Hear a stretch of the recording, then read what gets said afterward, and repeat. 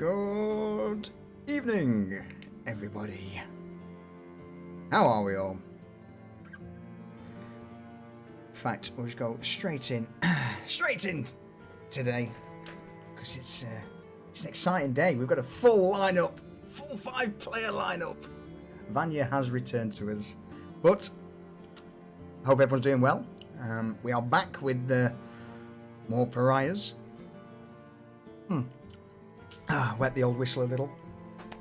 Hey, JJ, how you doing, buddy? And, excuse me, Jumplex, thank you for that 30-month Tier 2 resub. Yay! Yay, indeed. Bit tired from a class project. Wow, what sort of project have you been doing, Enders? Right? As for me, I'm good. I am good. Been busy. Super busy.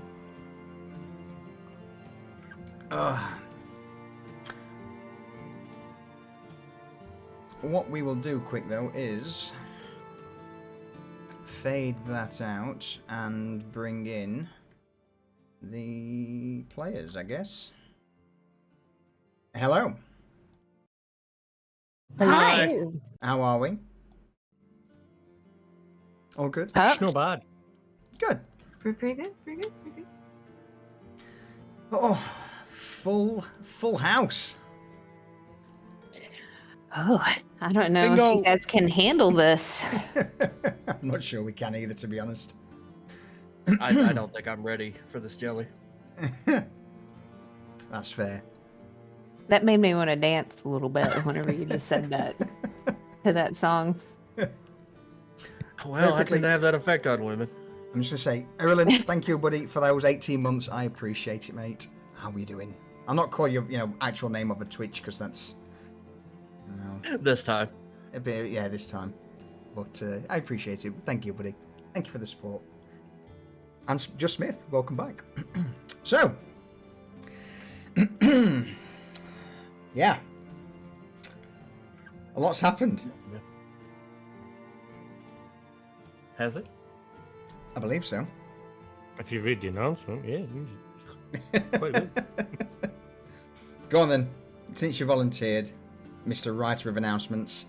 No, it's not my job. I've done my job. Be a quick stream then, I guess. Yep. Yeah.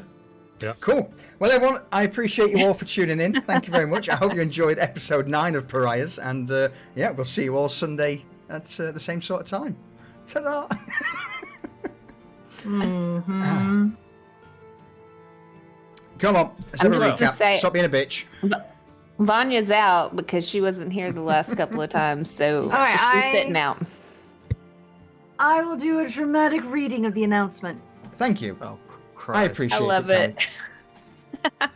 Last week, Teresa constructed a swing for Cypher and continued to push him on the swing for an hour to the chorus of Again! Do I keep going or does anyone want to stop this train yet? I don't. This could be an hour, and I'm digging Yeah. it. Absolutely. Then, a trip to Market Row and a rather large congregation gathered to watch a number of people had been paraded out for lots of hangings, possibly caused in the wake of the group's previous activities. Dun, dun, dun. Dun, dun, dun. Then, on to Dwen's shop, where they stumbled upon Garrett, who, as usual, was... I can't read. Was busy. Reading from a fucking script is still fucking it up. Hey, at least she volunteered. That's all I'll say. Who, I mean, as usual, was busy this time in the market for caltrops. Dun, dun, dun. But instead of buying them, a bargain was struck for him to learn how to make them himself and to apprentice under her. Wow, chicka, wow, wow. I don't know. I don't think Garrett's that type, to be honest with you. No, I don't think so either. I just want to make No. the noise. Yes, I mean that's fair. But not only that, Garrett had gathered some new blood, some of which were familiar to Teresa. Cypher chatted to the group, and they agreed to come along and see if they could get some work. Then, Mac fucked around and found the fuck out, Yes, he did. losing a hand and a snazzy dagger to Garrett. But he also had a job for us, and later that night, we were to collect a cart containing a collection of goodies. However, things once again went against the group, and they ended up fighting a vampire spawn and some zombies in a desecrated graveyard. Cypher got bitten, and after the vampire was beaten and staked, they escaped on an empty wagon. Mac was blamed for sending the group into the situation, but he seemed hardly concerned and was imprisoned. Now, with our missing Vanya returning today, let's see what the crew can get into today on Pariahs, episode 9. What That the fuck was- have we done? Fucking amazing. It's recorded for all time now. Am I the only one clapping? No, I clapped. Nobody- like, are you- No, I clapped. Okay. Yeah, I you're needed not alone. people to join in. Yeah, I did. I just, don't want to sort of, blow my microphone out, so. That's all right. I'll do it for you. Thank you. I Wait. think. Why And did that so get it that begins. response? And we're back, chat. And now, GM, over to you. Thank you. So, with that incredibly dramatic introduction to last week's episode, we will pick up today a little further out. This time, no longer in the lower streets of Novostoya in the slums. We're actually heading over far to the east of the city, into the part known as the Coinflow District. Here. Everybody's broke there, right? Is that again, sorry? I said everybody's broke there, right? No, quite the opposite. This is indeed one of the main merchant hubs of Novostoya. The streets are bustling with the toing and froing of various carts and wagons. Multiple hawkers on the street corners trying to peddle their wares. Large department stores and other general stores just selling anything and everything under the sun. That's legal, at least. It is here, on a street corner, we see the visage of a young woman, and next to her, a man who looks completely well out of his depth. Almost like this gentleman had been dragged from the slums, bathed, washed, had a sliver of colour thrown into his hair. Vanya, over to you. All right. Well, as crowds walk by, all you hear is, "Step right up. Don't be scared. Hey, you, come over here. Do you have trouble focusing?" She points to another person. "Are you feeling lost? Well, if this sounds like you, then I have just what you need to get your life back on track." A rather dapper Sir. gentleman steps forward. Yes, are you calling to me? Oh, yes. Come a little closer. Let me look at you. This man's got, silk clothing, a rather large feathered hat, quite a almost noble atmosphere about him, and he swans up to Vanya. Oh, yeah. Go on then. What say you, my beautiful flower? You look like someone who doesn't quite have it together yet, but wants to. I can help. Have what together exactly? Your life. Really? Go on. Well, okay. So, hear me out. All right? Just let me see if you qualify for my services because, you gotta be a special someone. So I got a few questions to ask you. Will you answer these questions for me? The man behind James just leans in. Then milady, are you sure this is wise? It's it's. James. Yep. We've got him. All right.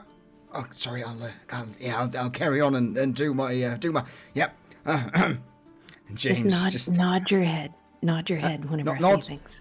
All right. Yep. Okay. Meanwhile, the gentleman. Yes. Questions, you say? Go on. All right. Questions. So I have 7 questions for you, okay? 7? 7. It's quite the interrogation. This is almost like the Inquisition coming down on me, but please, go on. Do you feel lost? What is in sort of like a spiritually lost or physically lost? Just lost in general, however you feel right now. Both. Inebriated, somewhat. Yes, lots of wine. So, I may be lost physically, and spiritually, for that matter. Perfect. You have just now passed question number 1. All right. Are you letting fear hold you back? I mean, I dare say the fear that I won't have. And he leans forward to Vanya and tries to take her by the hand. The fear that I won't have you in the morning. Absolutely. Oh, okay. You pass number 2. You have fear in your heart. All right. Do you think you are not good enough? Oh, I'm absolutely good enough. Absolutely. 110% good enough. In fact, it's this city that's not good enough for me. Interesting. So you don't have to get all of these correct to pass. So, Oh, good. Okay. Do you have self-destructive habits? I mean, I guess I drink it's a bit personal, isn't it? I drink a bit of wine every night. And then maybe another glass, which may lead to the bottle, so... Is that self-destructive? Yeah. We're going to put that as a yeah. Yes. Okay. Yes. Would you care to join me for a glass of said wine? Let's get through these questions, okay? Of course. Let's see if you qualify for these services. And then we'll talk about, our agreement and arrangement. Next question! Okay. She's kind of like, she's losing focus a little bit. Are you facing any major transitions in your life right now? Yes. How did you know? I'm taking over my father's store. That's why I'm so dazzling and just so rich and amazing. Perfect. Oh, you're doing so well. You are so going to qualify for these services. 2 more questions, okay? Do you have trouble focusing? I'm sorry, can you repeat the question? Yes. I was looking over the road there. Have you seen that? I've got that oxen. That's very rare that they have oxen pulling carts in the Coinflow district. Must be from the Craftsman's district. Sorry, what was the question again? Oh, that's all right. And you can hear just kind of check mark that off really hard. I feel like you've already answered this one, but just in case, do you have money? This is the last question. The man twirls his hat for a moment. Yes, I do. Again, I'm taking over my father's stall soon, so yes, there is a considerable fortune that is bequeathed to me. Are you impressed, Perfect. my dear? I am totally impressed at your qualifications here for the service. Oh, good. 90% pass rate here. So, okay, so let me tell you this. All right. You just see James in the background nodding away. He's just nodding away. Yeah, he's done really well. He's done really well. Gosh, he's done perfect. He's the best one by far. This is James. James, introduce yourself. And the wiry man with this that chalked green hair steps up. Good to meet you, sir. Sir, I am James. Yes, this is James. Moving on. Jane. Okay, so let me tell you this, because you are you're perfect for what I have to offer. Okay, I'm somewhat concerned, but please go on. So James and I can help you clarify your value and help you set meaningful goals and actionable plans, as well as provide motivation, supportive tips, and strategy to make progress towards these goals. You know, you're taking over the store. We can definitely help you, lead you in the right direction. So James and I will transform the way that you think, sir, to shift your perspective to focus on, those things that are most important to you. So drinking, the store, whatever else that you do. And for the low price of 10 silver per session, okay? 10 silver per session. You get the following services, but let me tell you this, okay? Minimum six session purchase right off the bat, right?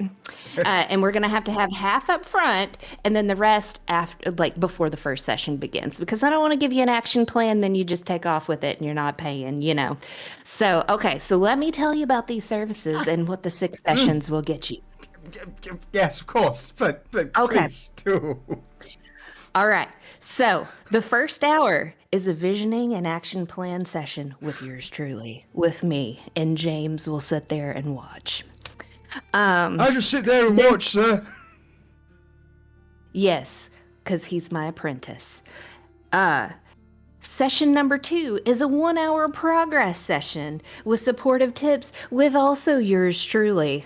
We're going to make sure that you are taking those steps towards your action plan, and I'm going to motivate you and give you those tips. Yes. And then 4 additional 30-minute sessions with the life guru James, who is going to give you motivation. He's going to talk to you. He is going to make sure that you are successful. And that's just the 6 session minimum. Just imagine if you purchased more, you would get more time with us. God, this is absolutely amazing. God, I will be flowing in coin before you know it. God, why didn't you come to me sooner? Well, this is my first day here, so I'm glad that you stopped by. So, do you want to go ahead and put some down for these sessions? Let me go ahead and write. Let's get an agreement.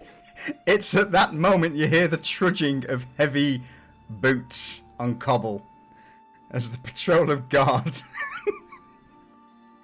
turn the corner. You thought this was going to be easy. Oh, shit. Hey! What's going on here? Yeah, this shout down from the alley as these group of about 5 guards, all in the black heavy plate armor that the inner city watch wear. All of them seem to be almost carbon copies of each other. No individual signs or insignia on them. They are just pretty much soldiers. One of them turns and looks towards you. Oi! Not seen you around here. Don't worry, sir. We're having a rather riveting conversation, I assure you. I'm Andre. changing his life. The guard steps up. Changing his life, are we? I see. Not for seen the you better. around here. Permit. Now. James, look for the permit. Uh, And at this, permit, milady. What permit? the permit that's in the bottom of that bag right there. Oh, yeah. James reaches in, fertles around the bag, and eventually, I think it's this one. There you go, sir. And he holds it up. He tries to pick it up, realizes what it is, and then nods to Vanya, and you kind of keep the illusion on his hand as he lifts it up and opens it to a page to show the guard. And Go on. and before he can hand it over, Vanya is going to cast minor. Is it minor? Yeah, minor illusion, so that it out into the crowd, so it sounds like a huge fight is happening, and it yells, "He stole this, and yada yada yada! Get him!" Immediately, the guard looks towards the sound of this noise just being echoed down the road. Shit. All right, we'll be back tomorrow. Come on with me. And immediately, all of these 5 guards just turn around and begin setting off at a heavy sprint down the road. Their plate mail and chain just rattling as they all draw swords, and you just hear this shouting, "What's going on, you bastards? Hey! Stand forth before the court guard!" And eventually they go out of sight as they're chasing this illusionary sound of a scuffle in the distance.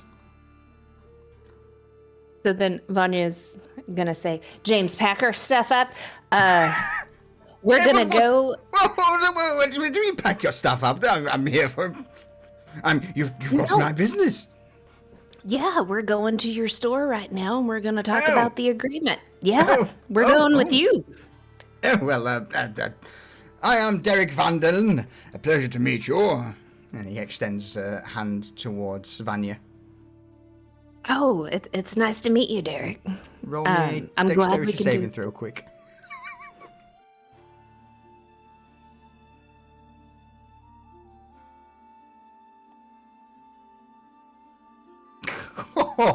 He tries to go in and to bring your hand up, regardless of whether you...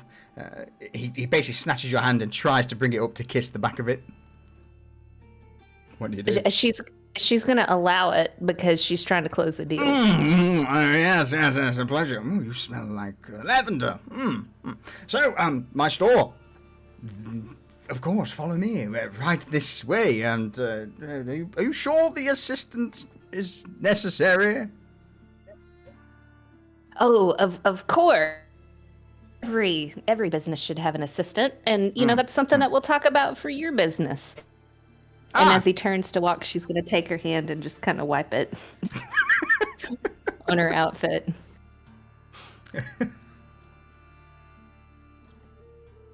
All right.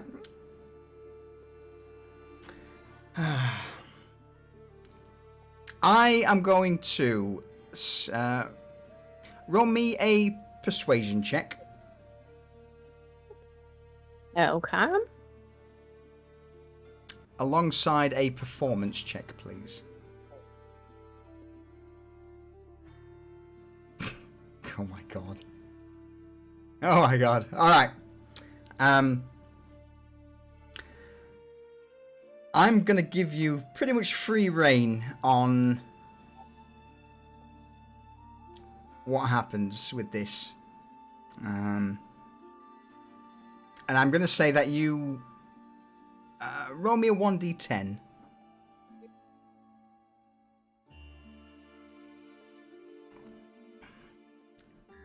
Jesus Christ. Oh my All right. God. Welcome back. Welcome back. So I'm going to say in total, you managed to the culmination of whatever story you're about to give us will result in 90 silver. So with that, I am going to lean back and let you finish the rest of this little outing that Vanya's been on. So, you know, are we done? Are we done with Derek? Or are I don't know. we You still... tell me. You tell me. I've closed the deal with Derek. Yep. You know, he's hook, line, and sinker.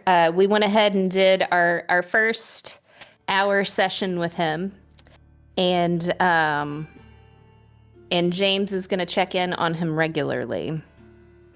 And he actually purchased 10 sessions, and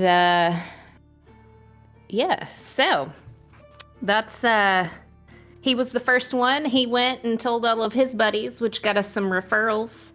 And as I kind of realized that we had been there for a while, for sure. You know, she's gonna give James some direction with all of the clients that she has now gathered from the referrals from Derek. That he needs to seek out a permit while she is gone, so that we can continue the stall. But as of right now, we're going to work on referral business until we can get the stall. So each time that he visits with the client, he's going to get 3 referral names to contact and visit, to give them the entire spiel.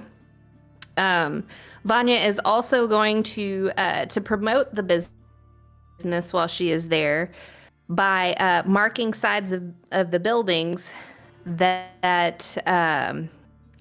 will say, "Do you feel down? Come see me at," and it's going to be at Derek's shop, because she has convinced him to be able to office out of there until they can get their stall up and running. Oh no. Vandalizing people's property. Okay.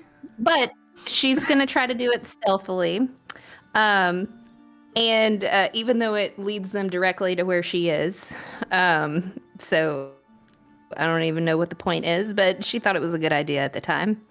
And so within her stall, or her setup at Derek's shop right now, it's colorful, and it has the illusions of butterflies all around it, and it has the occasional waft of some sweet treats to attract those that are coming in. That's like, ooh, that smells good. Makes their mouth water. Makes them want her services. And so again, you know, she's realized that she's been gone for a while. She didn't intend to be gone this long, but you know, she's happy with what she's made. So James is going to stay back and is going to manage the business while she is gone. Mm-hmm. And she'll come back regularly and check in. And she's going to write him letters occasionally, too. They're going to write back and forth. And so Vanya is going to now head back to where the group is at. Okay, so for the moment, we will return back to the Baron's Folly. Vanya hasn't returned yet. This is the morning after the issues with Mac and the encounter with the vampire spawn.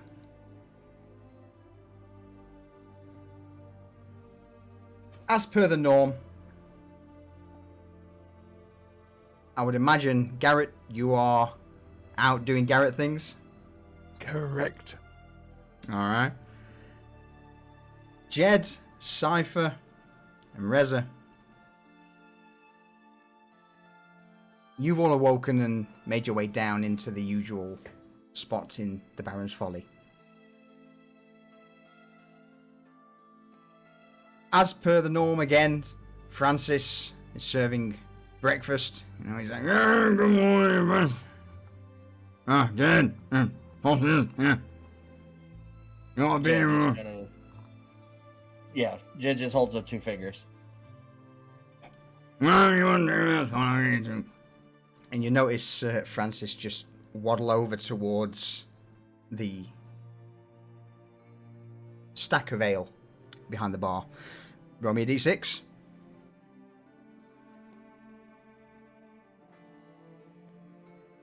Oh my god. Francis just... Jen, did you drink those, that one I got the other day, that one, that really old one? Did you drink it? Yeah. Yeah. Do you want some more of the old ones, because we can't sell them because they're on top?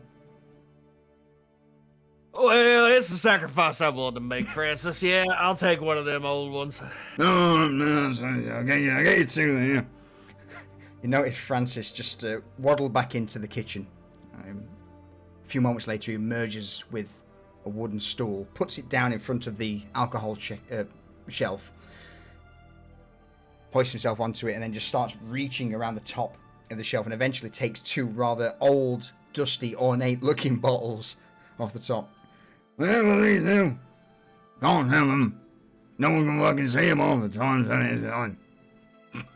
Yeah, those will work great, Francis. And with that, he waddles back to the counter and just puts these 2 bottles of... basically 2 bottles of whiskey that are easily, like 150 years old. These things are ancient, well steeped, well brewed. Yeah, there you go. Yeah, I'll go to breakfast now. And with that, Francis, mumbling away, returns to the kitchen. I'm just going to take this quick opportunity. Guild Superior, welcome in. Hello, how are you? Along with Miss Silent Kill. Hi. Sunday D&D. It is. Welcome in. So, with that,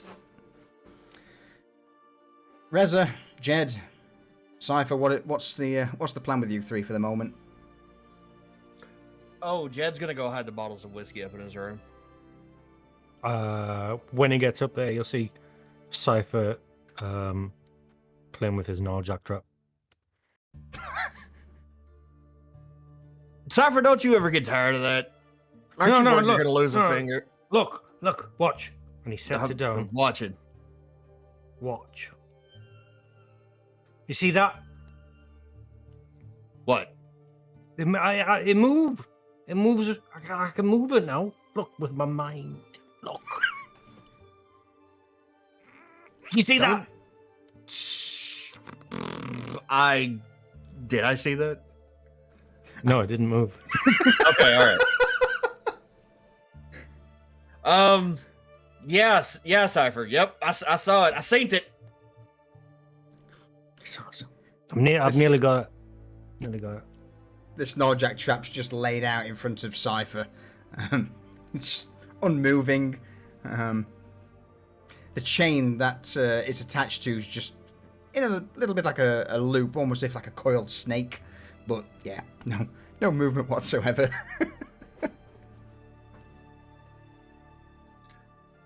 Jed finds a loose floorboard near his bunk and puts the bottles of whiskey down in there. How are you supposed to drink them when they're under the floor? I'm saving them for later. Okay. Oh. Do my teeth look long to you? And Cypher Oh no. grins like a big stupid grin, and he's made himself so he has fangs. Not just 2 fangs, all the way along. So it's just a big mouthful of fucking fangy teeth. Yeah, Cypher, they definitely look longer. Although, you should probably shorten them again before you head out. I think I'm turning a vampire. Yep. Mm-hmm. That's not how that's not how vampire fangs look, Cypher. No? No. And you really don't want to be seen with vampire fangs in the bar or around town. He's out the window now looking at his reflection. You know, the thing Vanya doesn't have. Teresa, you mean? Oh, yeah, Reza. So he's like, oh, yeah, maybe I did do that. Yeah. You change in your sleep? No, I woke up like that. All right, I'm gonna go back downstairs, see what Rez is doing. Okay. Come along, Jack.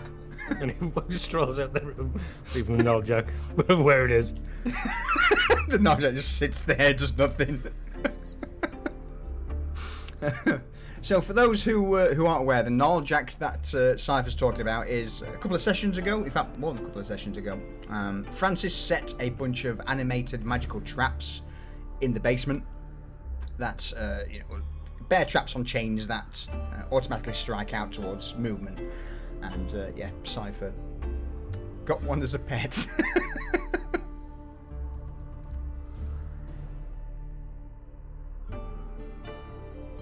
All right, so he's got lie down pat right now.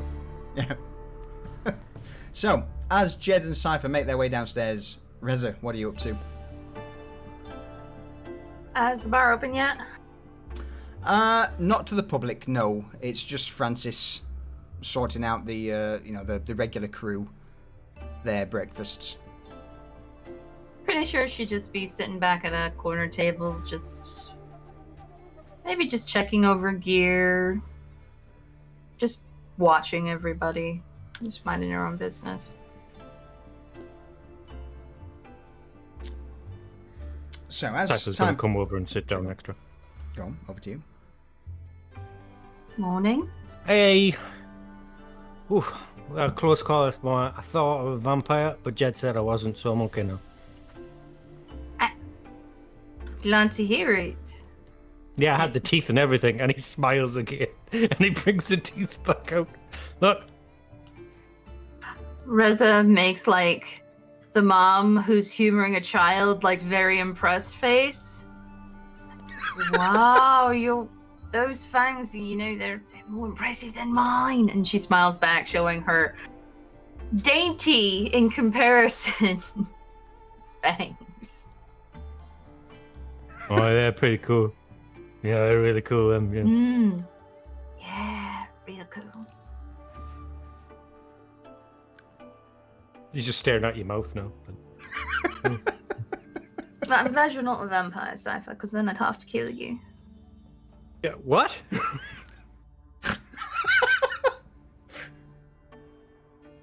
Didn't you know? No, what? Every vampire's on a bound to kill all other vampires. I love that turn around, looked at Jed. Did you know this? No.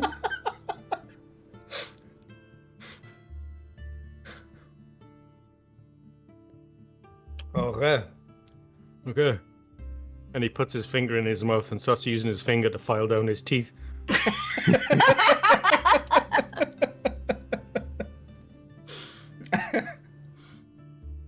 Oh. So my question is, did Garrett inform anyone as to where he would be? We know where he's going to be. Yeah. Oh, okay. There we go. Then. We were there when he made the You're the right. pact with Yes. Dwayne. Mm-hmm. Yes. Nobody tells me nothing. You were there! I know, I'm just fucking around.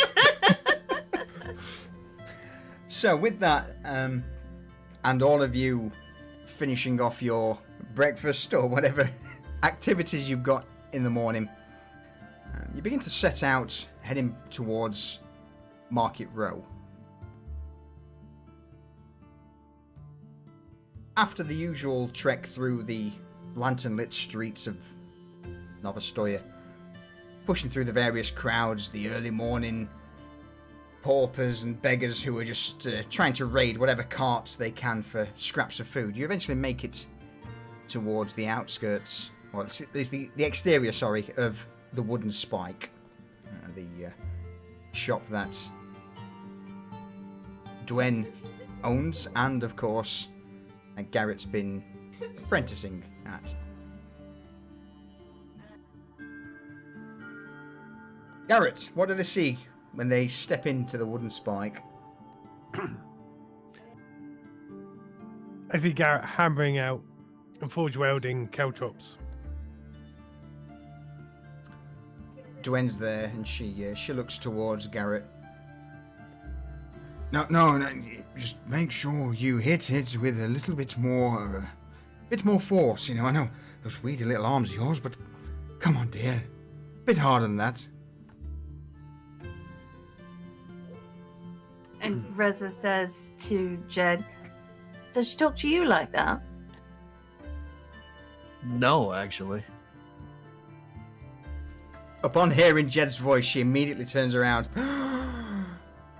Well, welcome. Hi. She waves to Jed with a big grin on her face. Jed looks at Reza. She talks to me like that. Then he waves back at her like an idiot. Wasn't expecting to see all you here this early. Normally it's just been me and Garrett.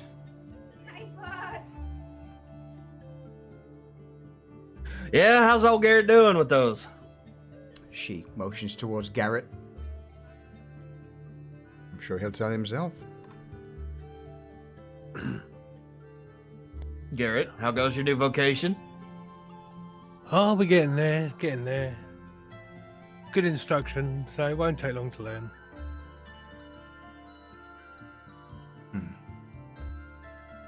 Is that hot? Very. Okay. Cypher touches it in here. What touches the forge? No, Roll me a one of the red hot fucking Okay. pieces of metal he's forged welding. Roll me a Constitution saving throw. Constitution.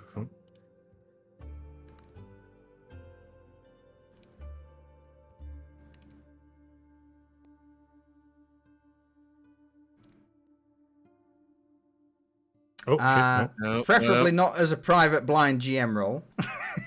But I will show it to everyone anyway. Anyway, it was a 15. 15. Nailed it. Yeah. It still hurts. You know, it's a recently forged welded caltrop. It's pretty fucking hot metal. He just goes, ow, it's hot. Puts his finger in his mouth.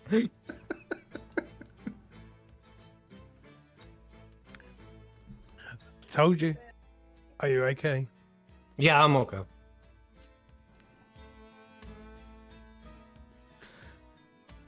Well, How many he made? oh, go on, Zyve. Go on. How many has he made? That's a good question. He's been at it all morning, and he's made Garrett.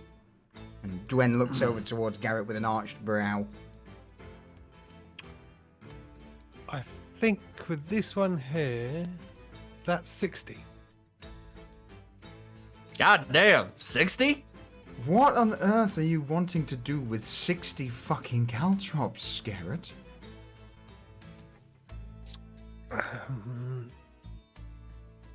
There's quite a few people that want to do us harm, and Oh. as many as I can slow down, the better. Dwen strokes her chin for a moment, looks towards the this mass of forged welded nails that have been turned into caltrops, and I mean, if you wanted to slow people down, why don't you know? And she glances around to see if there's anyone else in the shop, which there isn't. Have you maybe thought about, sharpening them a little more, and so they'll go through boot leather and maybe, I don't know, putting something on them. Like a hat. Yes, Cypher, like a hat, of course. Dwen just Oh, grins. I thought you meant like something like poison. Oh, we see, that's also a good idea. Yes, that Yeah, could, that's well that could better than also my work. idea. I just don't know anywhere that I'd buy poison in the city these days. I mean, you've been spending time with Lorna recently, haven't you?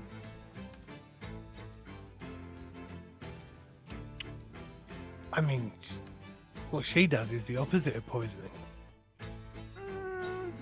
But some medicines work as poison in the right situation.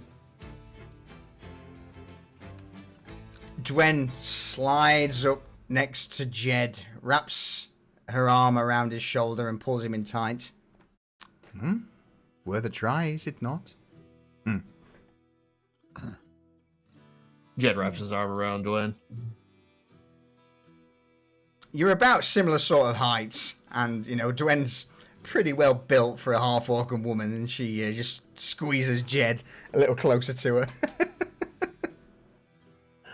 I turn away and drop the last cow chop into the water barrel next to where I'm working.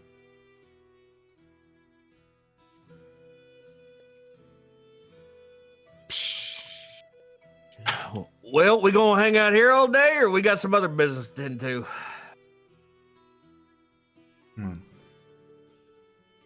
Dwen looks towards the group at the question. Well, I believe I need to speak to my previous master. We're gonna buy some poison, are we? Maybe Well- don't say it out loud like that, Cypher. Yeah, probably Okay. for the best. Yeah, just... And she reaches forward and pats Cypher on the head. Yeah, just, you know, just... occasionally button it, yeah? Sweet child. Okay. I don't know what's going on, but okay. Well, since you're, going out for a while, do you perhaps want to leave Jed with me for a bit? She looks towards Garrett, grins. I mean, we could always pick him up after I've spoken to...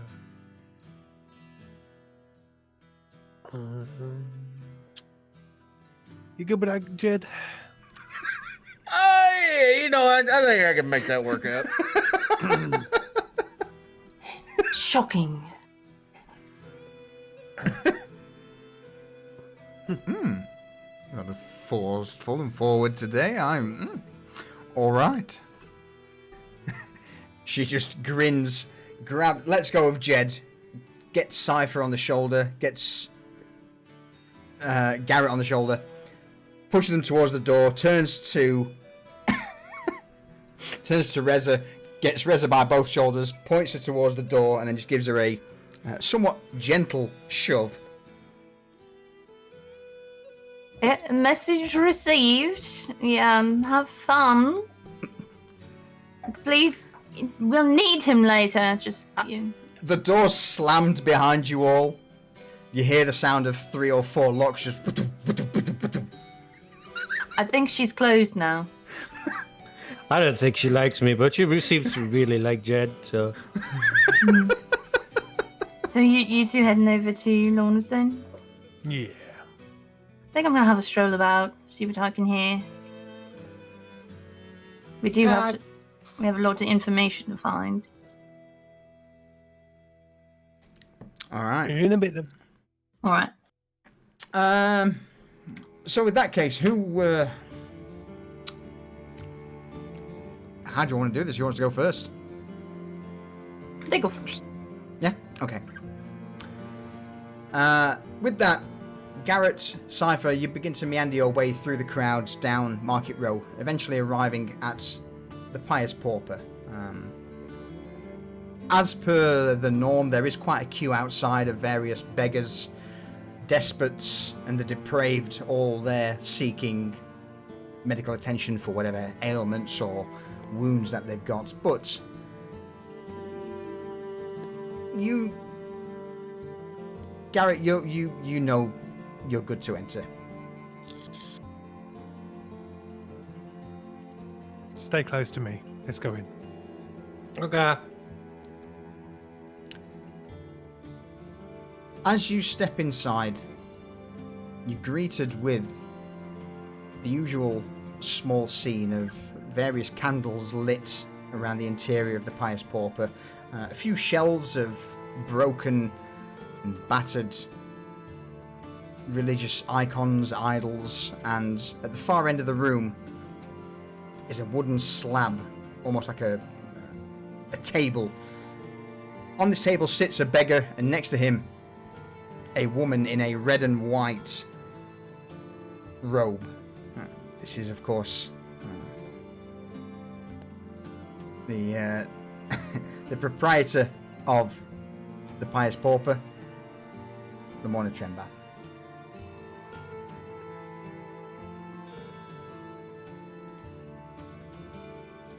Morning, Lamora. Good to see you, Garrett. It's been a while, a few days at least. Do me a favor, just grab hold of this man's leg for me, would you? I'm just currently, well, he's got a rather nasty laceration that I needs a few stitches. No problem. And I pin the guy's leg down so I can't move at all. You just say this, oh! Oh, that's a bit too strong, fuck! Stop your bitching and just quiet down now. Lamorna turns around, grabs hold of a incredibly long, I would say almost like a 4-inch needle with some twine, and just immediately sets into this man's leg, just digging in and almost in a butcher's fashion, just begins to just rip through the flesh and stitch this wound up. There you go, sweetheart. All sorted. And as she punctures through the wound with the last needle, she just rips it up, quickly twirls it around her hand into a knot, and then just ties it together. Just cut the thread for me, if you would be so kind, Garrett. I'm going to go wash my hands. Quicker than the eye can see, a blade appears, cuts the twine, and disappears again. This beggar sat there like, oh, God, that fucking hurts. Oh, what are you doing, you butchered bitch? Oh, you made it worse. She's like, I don't quite know what you're talking about. I've stitched the wound up. This is not some house of healing. You come to me with a cut. It's entirely up to you now to keep this infection free. Yes? Yeah, the beggar looks towards Garrett with pleading eyes.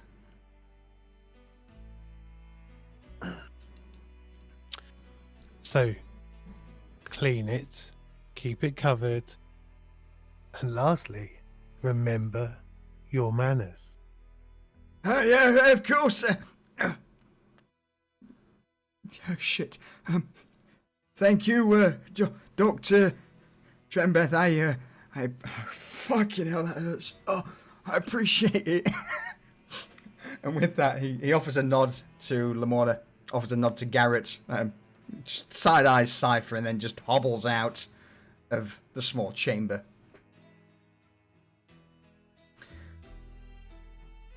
At this moment, Lamorna turns round and, having washed her hands in a bowl, granted by this point the bowl's almost as red as just blood, with the amount of patients she's already stitched up and served this morning, but she looks towards Garrett. So, what may I do for you today? I believe our training is done. There's not very much more I can teach you. I'm here once again for instruction. Oh, great teacher. Ah, you and your flattery. Roll me a quick persuasion check, please, Garrett. Hold.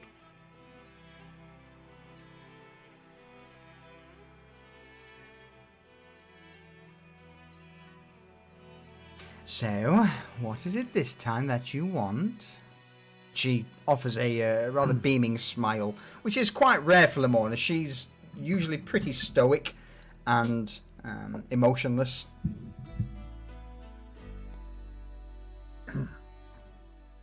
You know how we have a habit of picking up enemies here and there? Yes, that's certainly something that has crossed my attention a few times with you.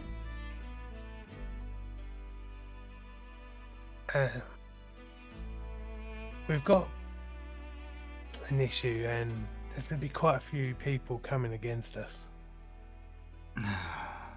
Okay, so what are you asking? That I, start preparing some herbal cures and various other stitchings and sutures to patch you all up? I pull out one of the caltrops from my pouch. Is there anything you can suggest to treat these with, to make them more potent if one of our enemies was to step on it? Lamorna looks at the caltrop that's been offered towards her and narrows her eyes and eventually...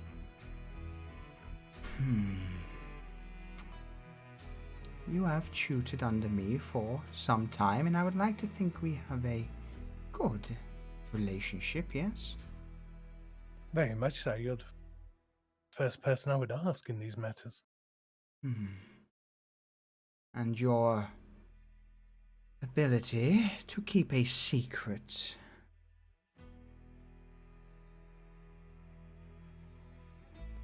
Could you? Once I give my word, it's my bond. And she looks towards Cypher. It just Is smiles the- at her. Is this the child you've spoken so highly of to me over the last week or so? 2 weeks even? Yes, this is Cypher. I'm very fond of him. He will not betray any trust either. I see. And what of the others? Where are they? And are they ones that you too could confide in? I trust him with my life at this point. Lamorna slowly nods, and you just begin to hear the rattling of the door. Is the doctor accepting the next patient? Because there's a fucking queue. Garrett, just do me the honors and just make them aware that temporarily, for a few hours, the surgery will be closed. Will do. I stroll over to the door, wrench it open. As the queue of beggars, despots, depraved, and various other afflicted lined up outside the small hovel. Oh, The hey, doctor. Shut up. The doctor has to make a house call. Come back in a couple of hours. I've been waiting here since yesterday. What the fuck, shit? And you begin to hear this uproar of the queue, like, oh, we've been waiting for ages. You can wait a bit longer, or the doctor can remove you from her patient role. Up to you.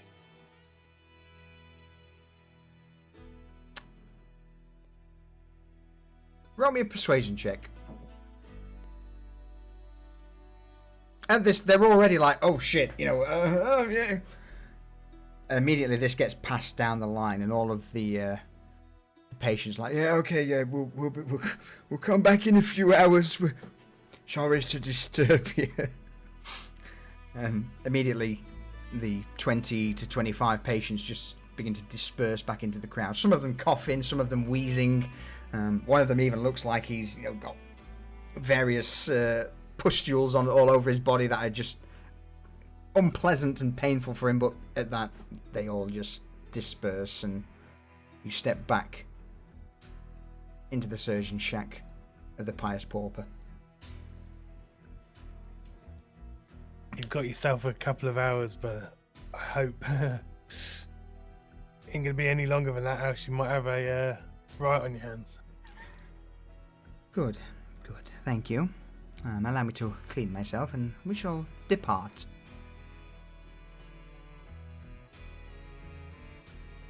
Meanwhile, Reza, what are you up to? Yes. So, sort of like as soon as Reza turned away from Dwen's shop, she... Please hold. She changed her appearance using disguise self. Okay. She's now a plain-looking brunette, Mm-hmm. tan skin, blue eyes, just like any other person, Yep. just meandering about stall. She's got a red cloak instead of a blue cloak, tattered looking. I'm expecting to see at least a disguised self thrown up. I'm trying to find it while I talk. I'm stalling. Okay, cool. Because it's not on my combat bar. It's a cast spell. There we you go. Okay, so yeah, carry on. Your tan skin, brown hair, blue eyes. Mm-hmm. Yep. So she's just wandering around, overhearing.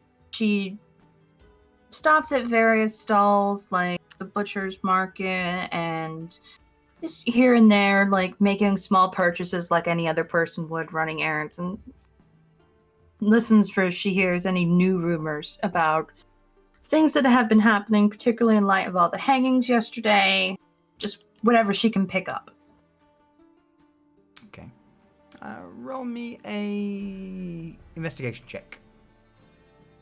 Okay.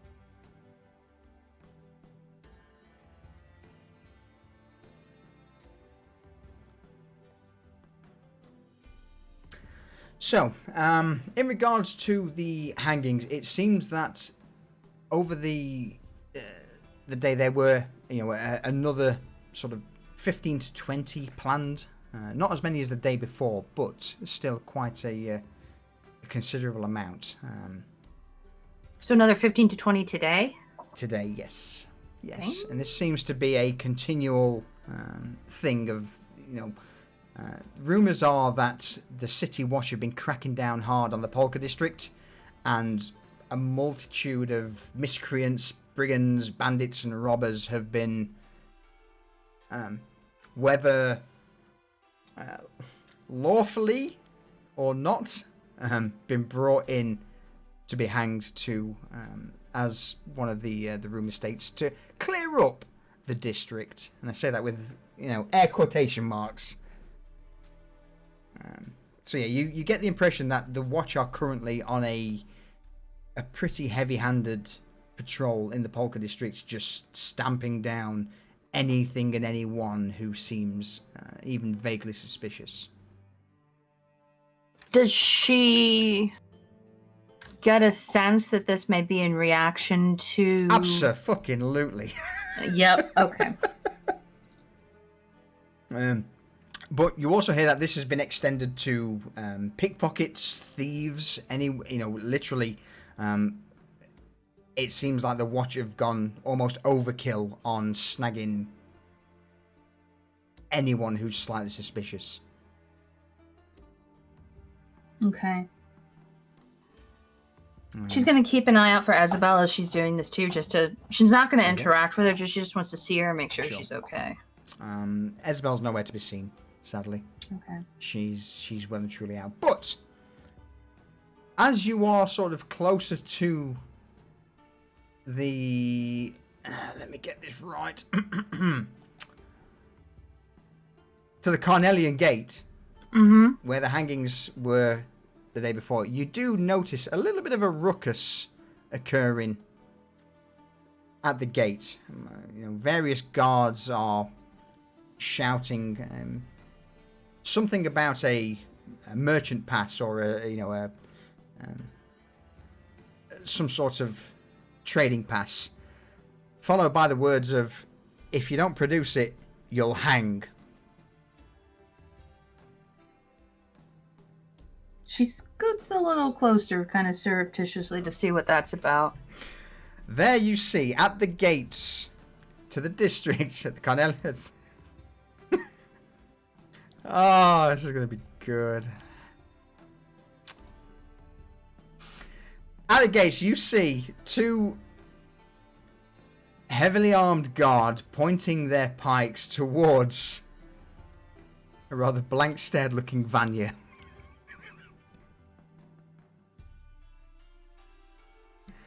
Where's your fucking merchant pass, eh?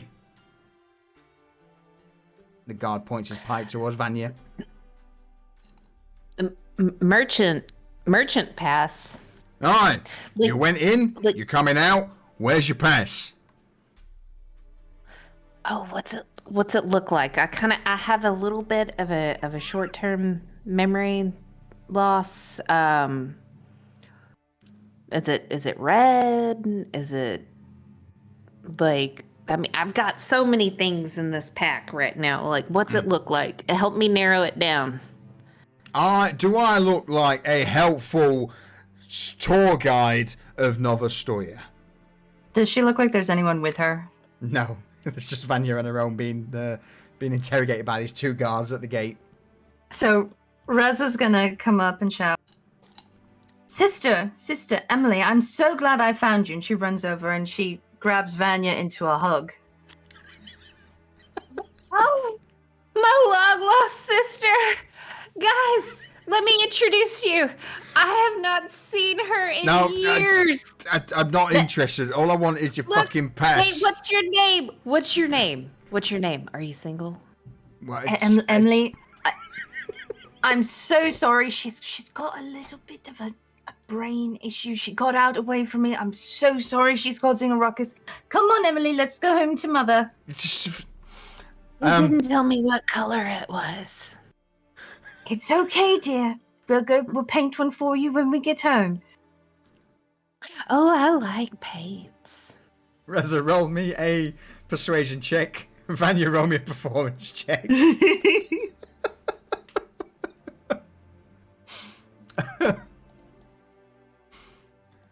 Oh. Let me see. Holy shit. Oh my god. Oh my god. So immediately the guard just looks towards Vanya and Reza. You know what? I don't care. Just take her. Get the fuck away from the gates. Next time, if she does this again, and he points towards the gallows close by the gate. Next time, she fucking hangs. Do you understand? Oh, yes. I'm so sorry. I've been looking for her for Fuck 2 off. days. Fuck Bye. off. She grabs Vanya and starts dragging her. Still in disguise self, by the way. And Vanya's like, if he would have just told me what color it was, I could have just, like, no one needs to be hanged. Is it blue? Is it red? Is it purple? Vanya! Where the fuck have you been? It's Reza, by the way. So before we carry on, I'm going to say, it's been an hour and 50. Shall we call a quick pee break? Refill the clock? Yes, please. Please. All right. Yes. We will do that now. So, boop. We will be but a moment, chat, for a refill and a pee break. Thank you for tuning in. I hope you're all enjoying the memes of the full group back. Won't be long.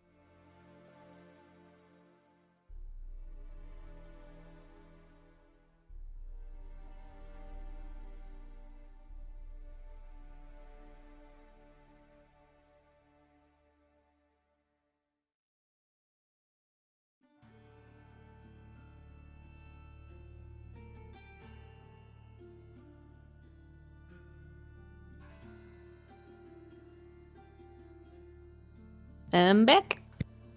Welcome back. Welcome back.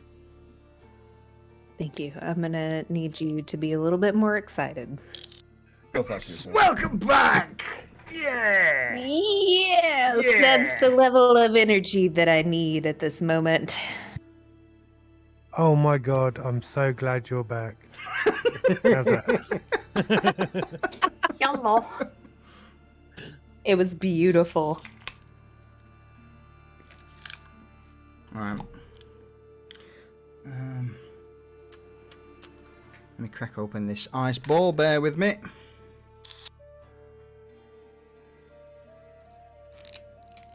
Oh, that sound. God, these things are so fucking These different. Belvita crackers are really good. Yeah? The question I've got for you though, Jump. Crackers. How's the claw? I started out with a Paloma, What's that? and then it's tequila, grapefruit juice, lime juice, and a grapefruit soda Okay. mixture, and it was good. And then I had a claw, and then I got another claw, and this is gonna be my last claw. Holy Going shit. light My last today. claw. Huh? Is that the first drink? It Since- is, and like in what 10, 11 months. Holy Something shit. like that. I'm surprised Yeah, you're still I'm- standing. I think I'm starting to feel a little buzz. Maybe I drink half of this. Maybe I drink all of it. We'll see. Listen, you can't fool us. What are you talking about? We've been around you long spoon. enough to know that you're gonna kill that claw. No, I don't want to waste it. Exactly. Did he But just say he needed a spoon? What the fuck's he doing? huh. wait, I have a banana. He's trying to get that ice ball out of the silicone mold, and he can't do it. Is he not? Does he not have long fingernails? No.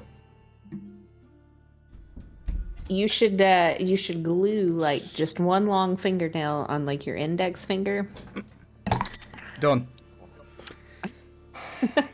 just for ice ball picking. Honestly, there was a And- joke in there about molding his balls, but I feel like we passed that moment. Wow. But you can utilize that long finger for more than just ice ball picking. You Yeah, can use you it for scratch your snorting asshole. cocaine. Cocaine, booger picking, and the claw's hitting. I'm sorry. Welcome back, Vanya. You have been missed. Alright, so. Bear with me. A little off the rails there. My So- bad. No, don't worry about it. With the disguised Reza pulling Vanya away from this hostile situation with the City Watch, I will return the scene back to you two. Vanya, where the fuck have you been? Why is the City Watch being so hostile towards you? What the fuck have you done? Well, they're kind of like that all the time. I'm not gonna lie, you know, every interaction that I've ran into them for the last like 5 days, they're pretty hostile, but they're kind of dumb. Why have you been running into them? What have you been doing? Well, so I was in my room, in our room, and I woke up and you guys were gone, and I didn't know like how long I'd slept, and I felt well rested, and I thought, you know what, I need to make some extra coin for myself. So I started a new business. I went and found James. You remember James? No, You know, from my word of the day, James? no, I don't. Like, no, you don't. You don't remember James in the crowd? No. Okay, well, so I went and I sought after James because there's obviously something, that was clicking and working with that whole word of the day, had me a No. pretty good following. Oh no. Yeah, so I thought, why not bring that to other people? And then James was like, let's go to the coin flow district. And I was like, you know what? You got a point. Let's go, because their lives are probably pretty miserable and I can help them. You went to the bloody coin flow district. Yeah, so I am a life coach guru now. So if you have problems and you need to solve them, Vanya,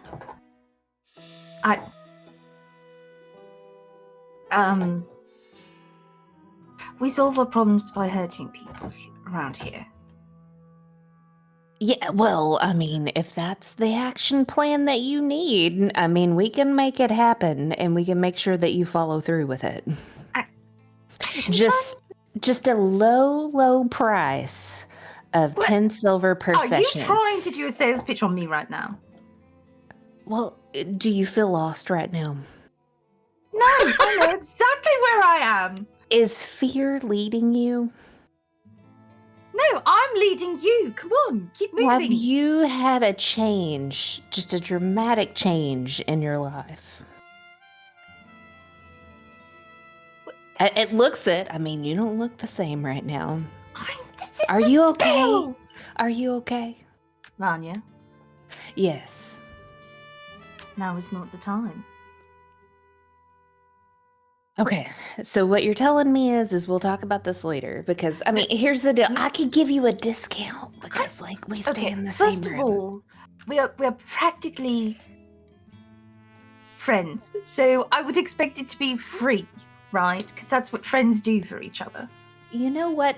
If you change practically to we are, then I might. Yeah, I could. Yeah, I'll give you my services for free. I'll charge Jed though. I mean, that's fair. But a lot has happened since you've been gone. Fuck ton of shit has gone down, and we are all in very, very deep shit. In 5 days? How the hell would you guys burn the town down? No.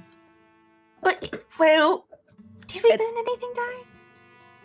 Well, I don't know. I wasn't No, there. I don't think there was any fire involved, but there was definitely murder. We definitely need to put an action plan together because, with your life, you can't live like this. Well, thank God I'm technically dead. Come on, let's go.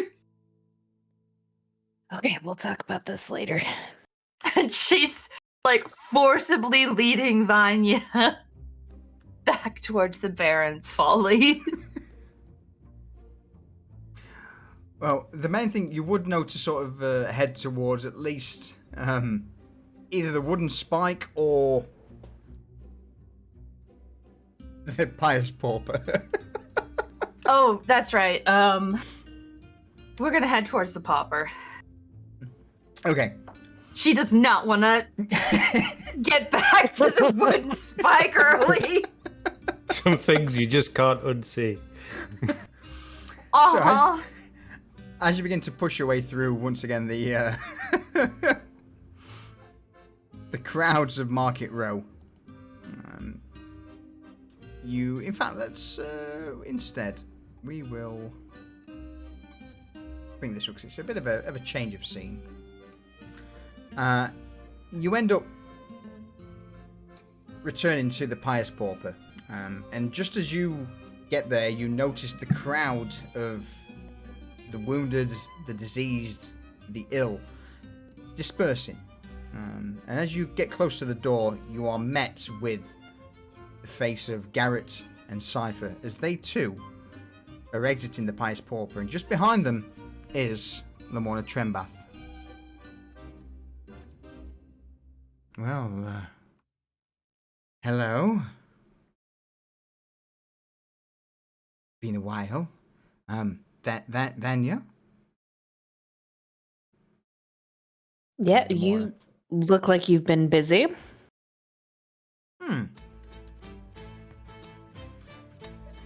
Garrett, Cypher, this is the first time you see Vanya in nearly a week. Cypher's got a proper pet lip on. He turns to Garrett. He goes, "Does this mean she doesn't hate me now?" She's gonna. Did she hear that? Absolutely. And she's gonna look at him after.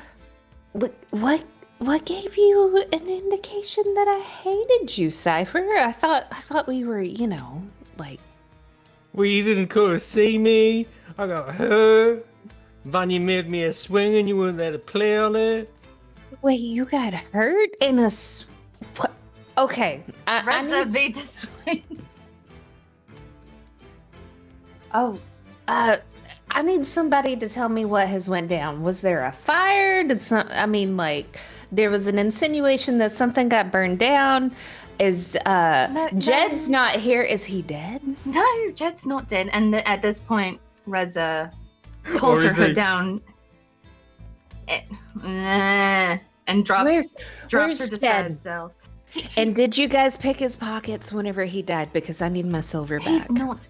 Well, he was alive when we left him with Dwen. But anyway, yes, so I was going to the market and I found Vanya, about to get murdered by guards up by the Canelian Gate. So she's got some weird kind of cockamamie sales pitch about Akashan plans and I have no fucking idea what's going on. That's a good segue. Reza, thank you. No! Thank you.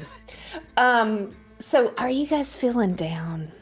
Is fear leading your heart right now?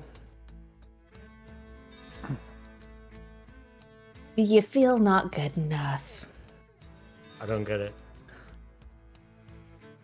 You gotta answer the questions. I gotta see if you guys qualify. Hate to be rude or anything, but we're actually on a bit of a time frame here.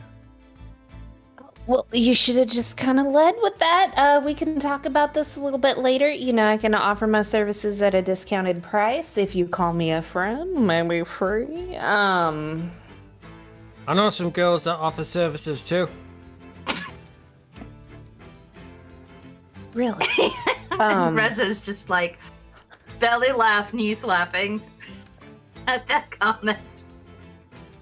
Cypher, I don't offer those kind of services. Right, okay. Garrett. So what happened? Can we get that? We'll what go happened for that with- when we get back to the... Why can't we go over it now before Because we we're in get... the middle of Market Row and we've got something important to do. But I need to know the context. How can I help? Okay, Garrett just turns his back on this whole conversation, turns to Lamora. Lamora just looks at Garrett with wide eyes. I am glad she's back. Yeah, Yes. Great. Yes. So, I know your time's valuable. Shall we move on? Yes, because Yes. time is money. Vanya, just be quiet and follow. Lamora just slowly nods in response. Yes, of course. Vanya is following behind, and as she sees the sick and the hurt, she's slowly saying, "Come see me," and letting her know where they're at the tavern and stuff. And Reza is walking next to her to keep hurting her, and every time she hears that, she tries to clap her hand over her mouth and just tug her along. I'm going to leave it up to you two how that goes on. But what I will ask, Jed, can you roll me a Constitution saving throw, please? Sure. Nat one, nat one, nat one. Dooby. All right. So as the group begin to make their way up Market Row, Jed steps out of the wooden spike, and the door closes behind him. You don't see Dwen anywhere. I'm actually going to say, with that roll, Jed, It's entirely on you, on how you look, what happened, or what you do. I would say Jed steps out, lets the sun hit him in the face, kind of stretches his arms out, and then does he see the group? Absolutely, yeah, you see the group. All right. So he saunters on over to the group, and he's kind of rolling his shoulder, and he's got a little bit of a limp to him. Well, where y'all been? I thought you were supposed to pick me up on the way back to the Folly. Isn't that what we're doing now? Oh, is that where we're going? And we're Oh. not going back to the Folly. See, we're not. See, there we go. What are we doing? The mourner here is giving us some advice. Not All so right, much I'll pull advice, up the route. but I'm taking you all to meet some friends of mine that may be able to help you in matters, yes. Like, what kind of matters? I mean, I will answer that question when we get someplace a little quieter, yes? And with that, Lamorna motions to some of the alleys, or at least an alley to her left that peers off from Market Row. Shall we?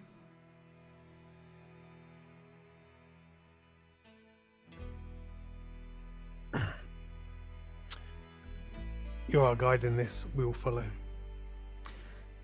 As you all step off Market Row into one of the side alleys, as per the norm, various lanterns light the way, but not as many as usual. And she, having walked 200-300 feet down the street, she turns around and stares at each member of the group. Garrett speaks fondly of all of you, and I would like to hope that you all can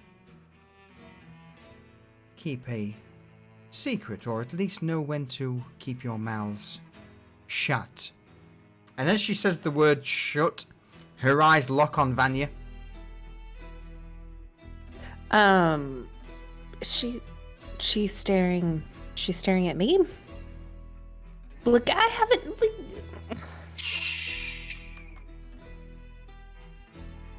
Let's prove to her that you know how to be quiet. So,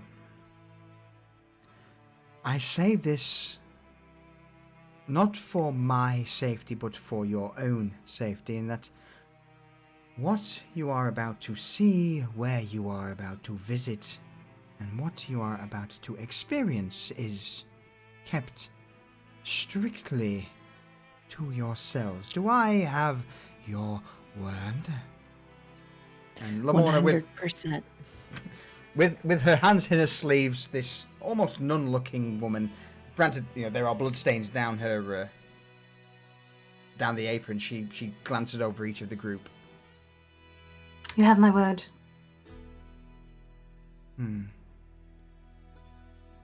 Jed just kind of shrugs and nods. He doesn't really know why he's here. Very well. Garrett, I believe you are familiar with at least the odd mumblings of the society. I've heard certain names being bandied around while I was studying under you. She nods slowly. Very well. Well, you all are about to step into the workshop, the laboratory, or at least a domain of the Medicinae Societas, also known as the Society. What you will see in here is not for... And she exhales deeply before continuing. Not for the faint of heart, and I would politely ask that whatever feelings of disgust or intrigue that you feel, you try and keep to yourself. Yes? Okay. Rissa nods. Very well.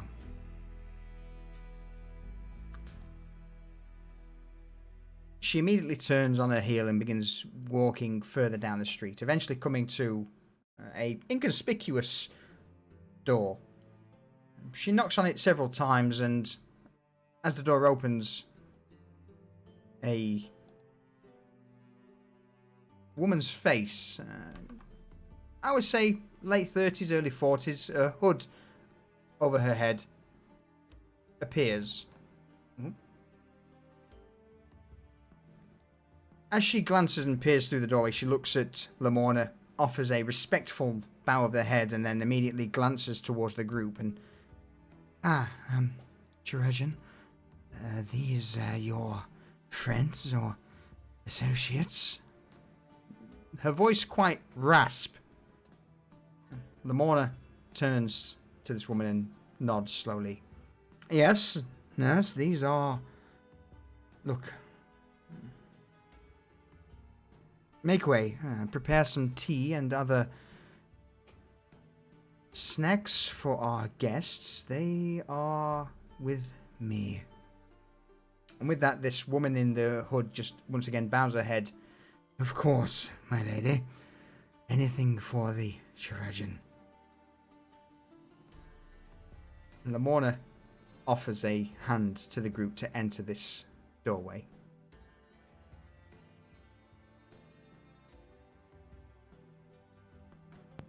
Follow in. Same. As you step inside, you're greeted with a long corridor. Several lanterns hang from the roofs. The woman known as the nurse at the head leads you all down until eventually you enter this somewhat large chamber. The nurse herself seems to be a woman with, a long white robe, a deep hood, a mask that's currently around her neck. And stepping into this chamber, there are various vials and concoctions, potions just all over the room.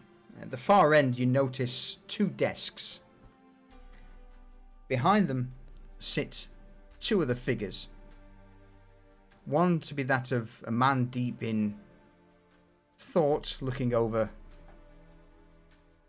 a glass vial, a jar, and another, you only see the back of a woman. At this, Lamorna turns around and she whispers quite low to you all. While we are in this place, please do not refer to me as Lamorna. My name here is the Jerejan.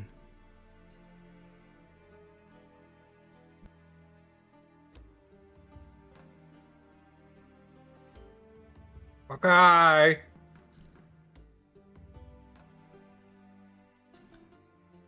I understand. With a brief nod, you see the nurse make her way down towards the other 2 and whisper something to each of them, and immediately the 2 at the far end turn, their visage fully in the lantern light. One is a woman of green skin, various twigs, bark seem to cover her along with this brown robe, and she... Cypher and Garrett, roll me a insight check. Along with Reza, also roll me an insight check, please.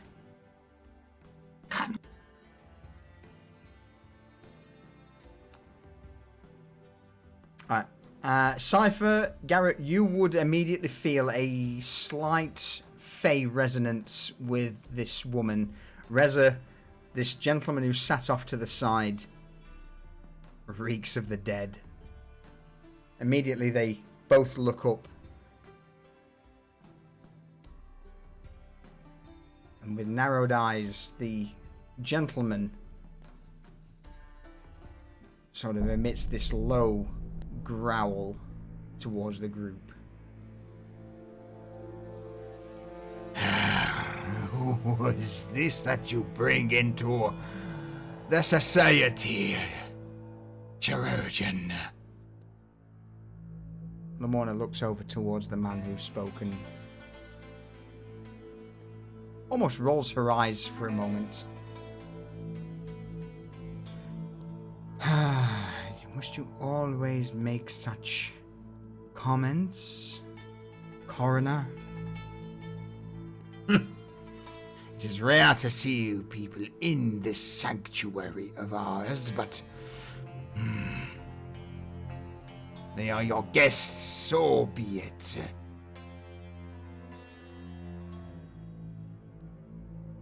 The other woman stands up from behind the desk, and at this point, all of you would realize that this woman appears to be a dryad, or at least some form of natural or nature spirit.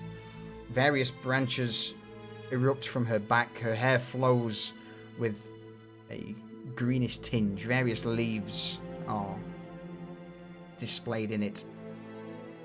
And she looks over towards the group and... Welcome, I am the botanist of the society, and you all must be associates of the Chirurgeon, yes?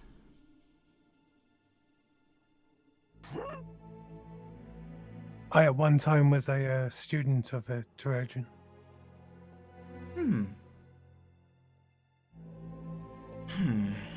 So,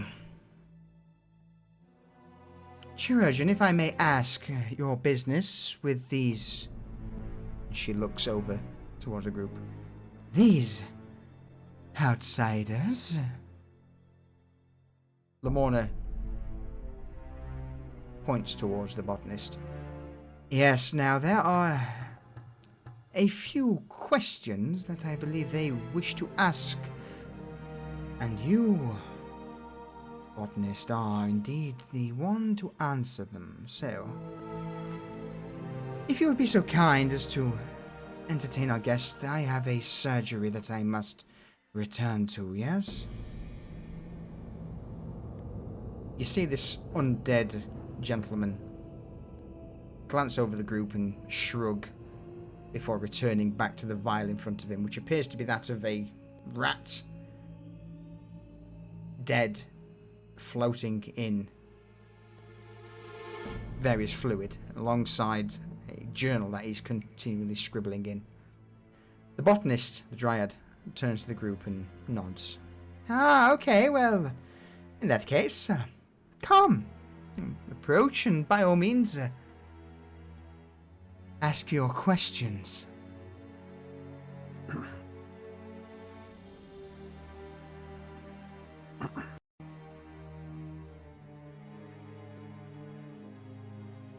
We have been led to believe that you could help us. And I remove a caltrop. With a piece of iron? Yes, I'm Not sorry. so much the iron, but we have a foe that is numerous. And we wish to scatter these on the floor for them to step on. And hoping we could treat them with something that would make them more potent. So I could protect my allies more so. So you are asking for poisons, is that so? A student, an apprentice of the Chirurgeon herself, one who saves lives, is asking me, the botanist, for poison. We wish to employ the poison to save more lives in the future. At this point, Lamorna just turns round, offers a single nod towards Garrett and Cypher and the rest of the group. As long as you keep our place secret and quiet, then, well, I have a surgery to attend to. I wish you the best. But, and she leans in at this point towards the group, under no circumstance do you wish to anger these two. Understood? Nod. Lamona turns and begins to head down the corridor with this other woman, the nurse, following her. You're left in this chamber of elixirs, potions, concoctions, and various other containers with floating. Some of them contain the bodies of various creatures. There is the odd skull or head, hand, foot floating in some of the jars. The botanist turns and nods to Garrett. Okay, well. Are you wishing something to immediately kill? Or... Come! And you see this branch reach out from behind the counter and motion towards a set of stools in front of the desk. Why don't all of you sit, have a drink, and... Well, let's discuss your needs, shall we? And see where either I or my associate over there can help you.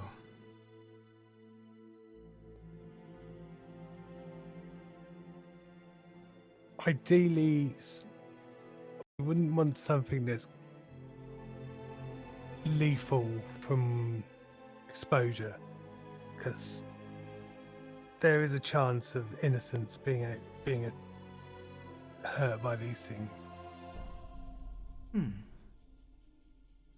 Conscientious, I see. So what, so we're talking something of a paralysis, or... Yeah, Poison? paralysis would be good.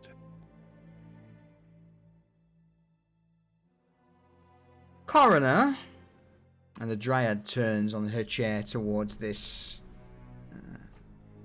gentleman sat beside her on another desk, just roughly about 6 feet away. And you notice at this point, as you get closer, that he is what could only be described potentially as a zombie. His skin is all taut against the skull and the bones beneath. He's incredibly frail, apart from this black robe over him. And as he raises his head and looks up, what, you're looking for my advice? Well,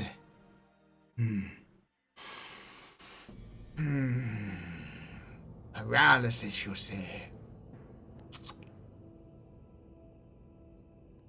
Perhaps in your domain in the south, in the Stillborn Forest, there'll be something that will do the job.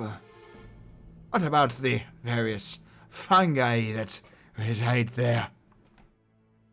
Now that mentioned the Dryad, the botanist turns and nods. Ah, yes, there is a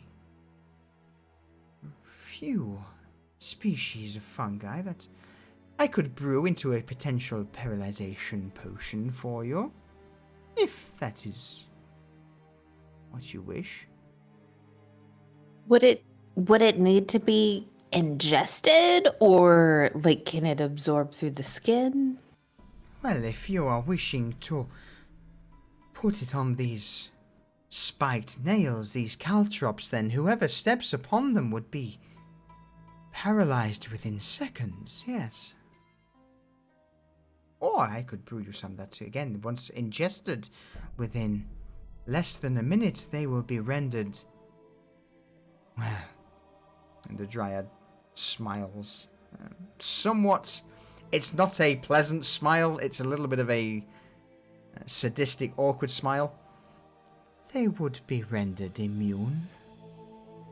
Paralyzed, immobilized. They would understand and see the world, but their bodies would not respond to them.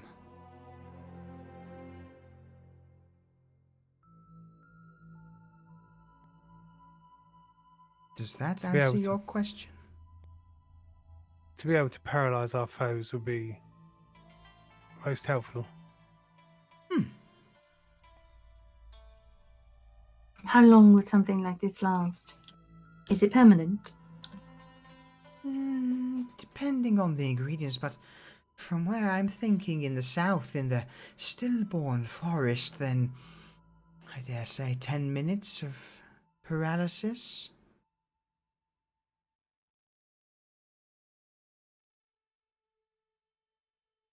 Unless, of course, you have a large amount of coin that you wish to throw at us and a considerable amount of time for me to source the ingredients, then no, the best we have would be a little excursion to the south, into the forests, to harvest some certain fungi that I require for this paralysis potion. I've travelled through this stillborn forest. Then perhaps think- you know of the great tree?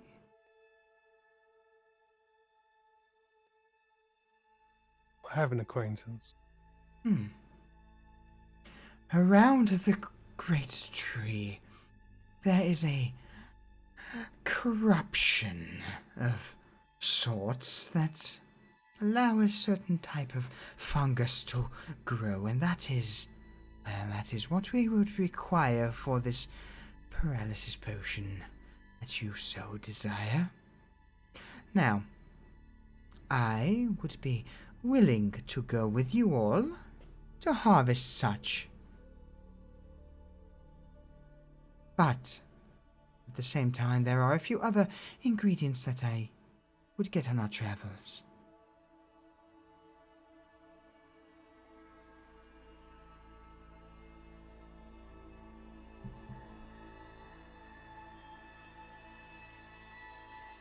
The botanist leans forward on the desk. Her long, branch-like fingers intertwine as she rests her chin on them and looks around at the group before eventually focusing on Garrett. What say you? These other ingredients you require, are they from the same place, or do you need to go there yourself to source them? They are in the same place, and I can source them. All I require is an escort. Well, we would be happy to have you with us. You and I share a familiar heritage, but not entirely sure that the rest of your companions share your enthusiasm. And the Dryad looks towards Jed, Vanya, Cypher, and Reza. Cypher's mimicking her every move. He finds her very amusing. Jed's just standing there stoically, looks at Garrett, looks at the Dryad, and says, whatever he suggests, I'm down for it. Yes, I follow Garrett as well. And she kind of pulls her hood down and brushes her hair behind one of her ears, revealing the slight point. And Vanya's just standing there smiling because in her head she's like, maybe I can get some extra of this to use on the guards to get back into the coin flow district. So yeah, currently surrounded by an obvious undead. And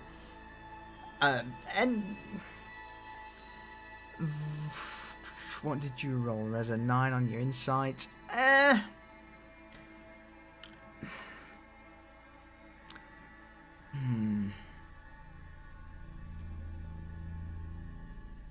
Any thoughts on who these two could be? Or I mean, obviously one looks like a Dryad. Any thoughts on the undead? Just from a your character's point of view.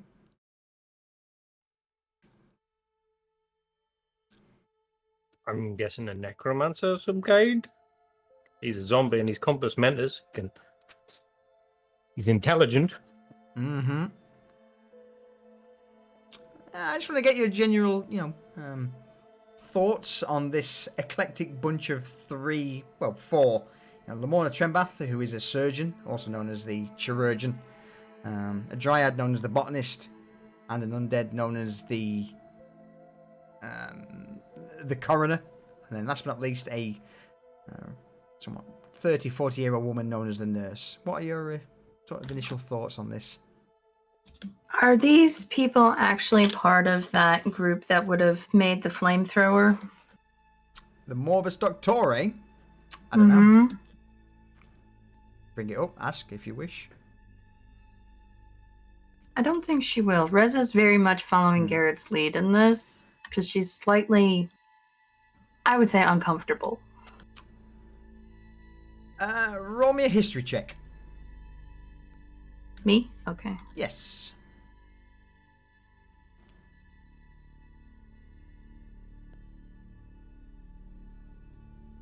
So, whilst the Morbus Doctore are pretty well known, they're usually a pretty human supremacist group. Any sort of undead or disease, plague, anything like that, they usually hit hard with. They're very heavy-handed in stamping it out. So it's unlikely that they are, at least in their current states, aligned with the Morbus Doctore. Okay. It's the non-human underground. Yeah, and again, the fact that they called themselves the Medicinae Societas, which is also known as the Medicine Society, you get the impression that whilst peculiar in their own natures, they may have people's interests at heart. And again, Garrett, you would certainly know, Lamorna treats people for free regardless of who they are. I would say they're developing cures that don't require divine magics.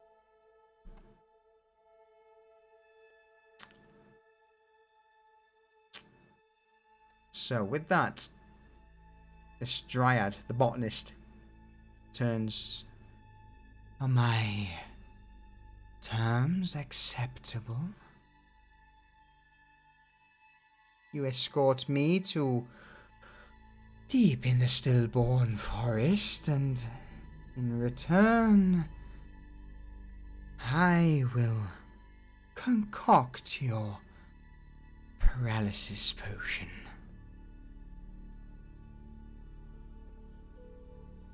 Cypher pipes up. He's like, "What's a stillborn forest?"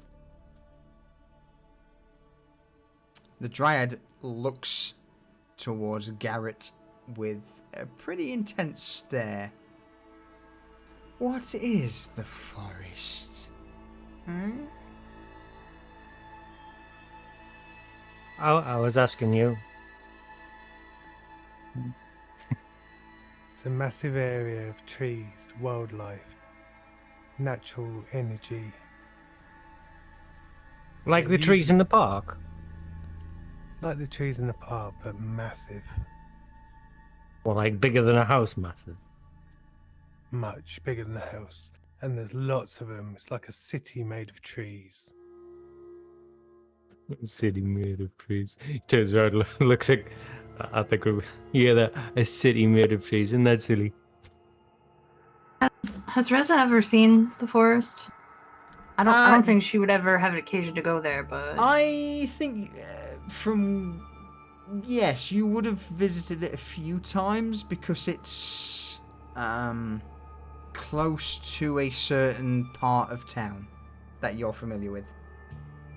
okay. Also, I think I was brain farting earlier. Are these Let me actually? I'll hold my question for later. Yeah, let me bring up the map quick. So, the Stillborn Forest is to the. Yeah, there we go.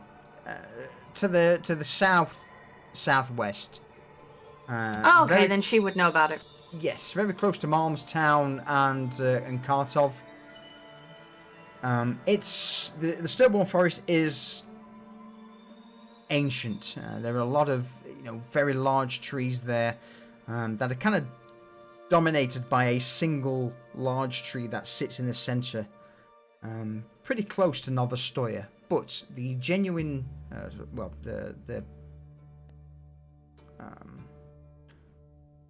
the geography around it is very swampy. Once you get past through the forest, it turns to marshland with a lot of trees in there. So it's a multitude of vines.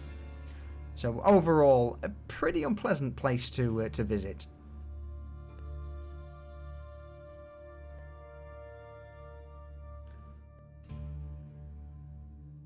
Does that answer your question, or do you wish to answer more, or ask for more even? I'll RP it out when we're in the forest. Okay.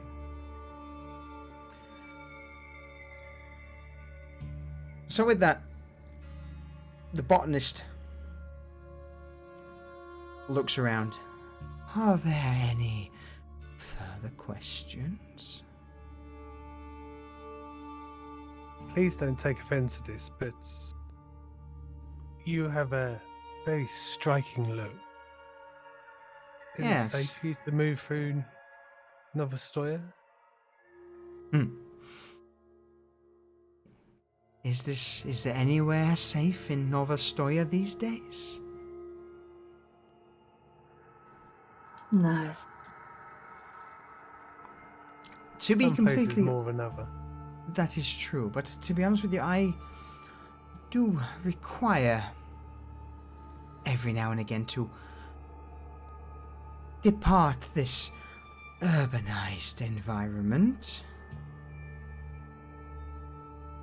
to garner nutrients and sustenance. I would Like imagine the proximity of the city below makes the ground here quite toxic for you. As you mention the city below, there's a slight shuffle from the coroner, and he looks up from his paperwork and glances over towards Reza. And what do you know of the city below, girlie? I smell the stench on you. You and I are not too far alike. Perhaps not, but I have been there. You have been to the city below. Not only are you a beauty, but you're also a clown, a jester, I see. Stupid face. Don't talk to her like that. Cypher, it's fine, Cypher. Okay. Stupid face. And you, as I sense a great disturbance, almost chaos in you. And this withered, bony fingers pointed towards Cypher. What are you? Do you even know?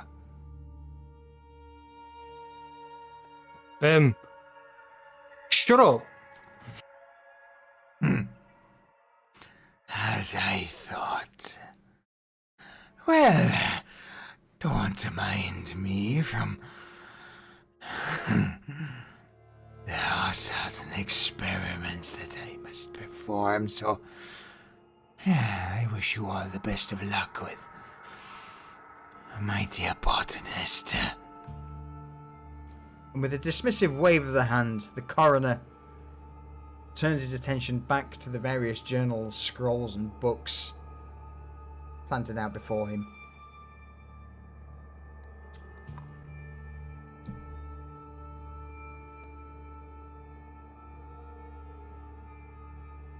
Can we go now? I don't like it here. Botanist, are you ready to depart now, or do you need some time to prepare? I am ready, so if you wish to depart, then... A moment. As the botanist begins to stand, she casts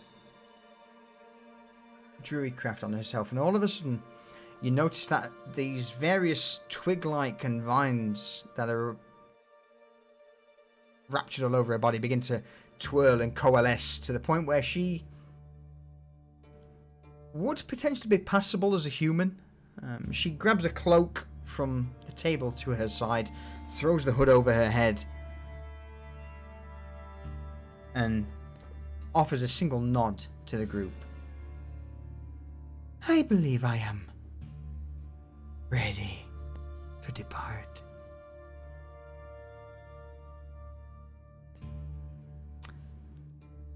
And with that, do you want to call a quick pee break? Yeah, why not? Yeah. Sounds about right. Sounds about right. So, we will, ladies and gentlemen, be right back. Thank you, Durs. I appreciate it. Alright. Won't be a second. Refill and pee break.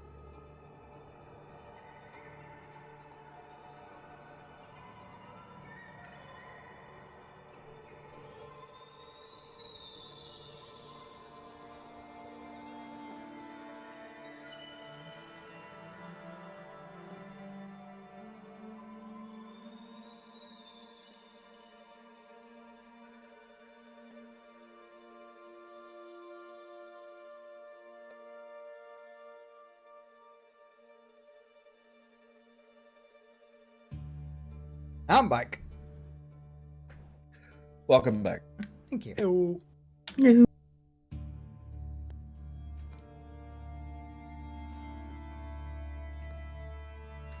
I thought it about time to introduce a few more of the eclectic NPCs to the group. Just waiting for him to stab us in the back.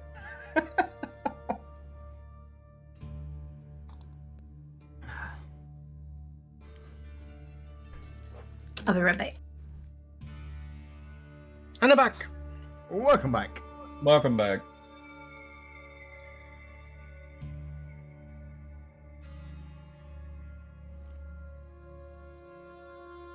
So, since we're in a little bit of a downtime with Reza and Vanya AFK, the botanist will turn towards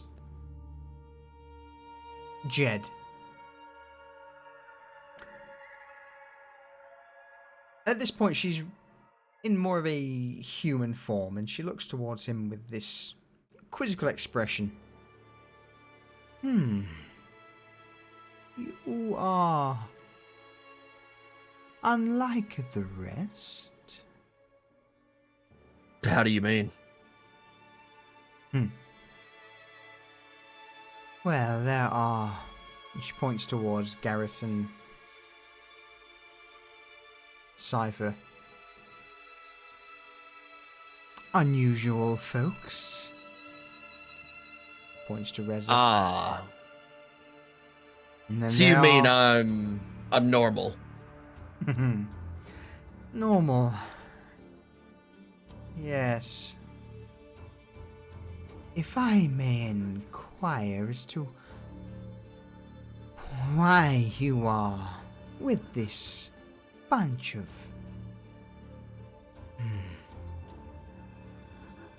characters? I mean, life takes all kinds of twisted paths. I was on the run.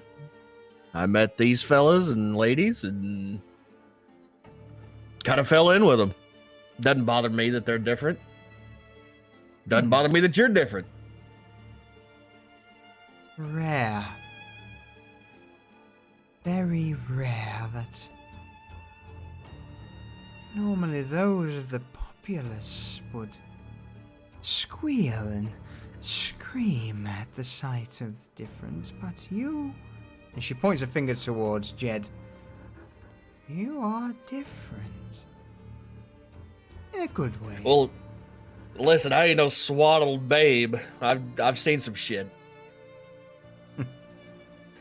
Then I hope that the shit that we are all about to engage in will have you as a stalwart figure in front of them all. Oh, don't you worry about me. I'm usually in the front, much to my detriment.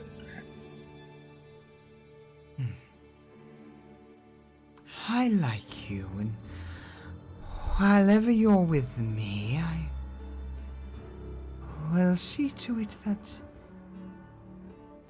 you return unharmed. Yes? Well, I certainly like the sound of that. Be interested to see how you keep up your word. You see a single, what appears to be a twig, reach out from underneath the cloak, pick up a potion from the counter, and just swing over towards Jed. For those who are... this may benefit you. Jed kind of... She's holding it out to me with the twig, right? Yeah, absolutely. So Jed takes it. Is it sealed? I know it's corked, probably. Yep, But is it sealed? It's definitely sealed. Okay. So go on. Yeah, I was gonna say so, and then Jed kind of wiggles the bottle in front of her. What is this exactly? This is, well,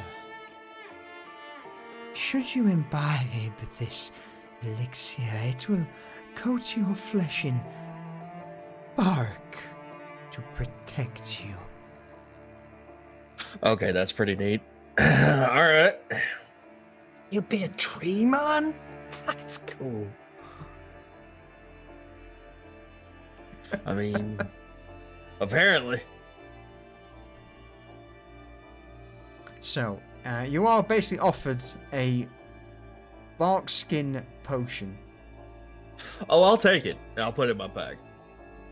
And then nod to her in thanks. So just for your sort of out of character benefit, bark skin raises AC, right? does indeed raise your AC. Okay. Normally it would raise it to 16, but I'm I already will over say 16. you are currently over 16, and with this being from a dryad itself, this will raise your AC temporarily for 4 turns to 20. Holy shit! All right.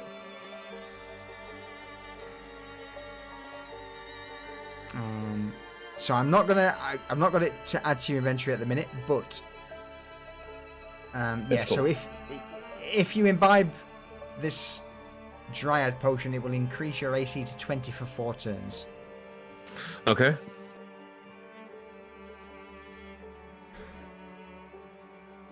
That's pretty cheap. Yes, granted, as you look at this potion, it seems to be not only viscous, but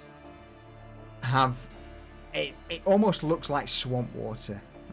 Various pieces of algae and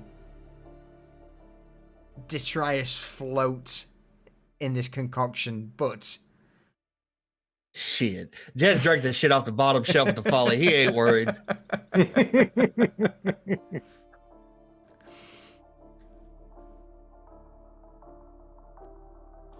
the coroner from over the other side of the room looks up from his counter towards Vanya.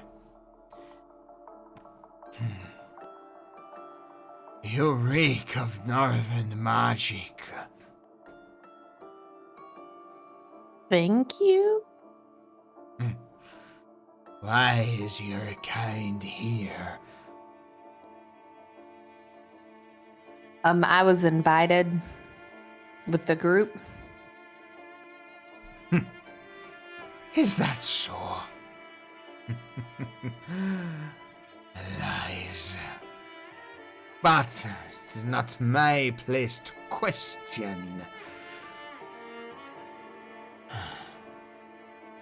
You see these glazed eyes glance over the group, and he slowly nods. Make sure that you bring the botanist back. Safe and sound, yes?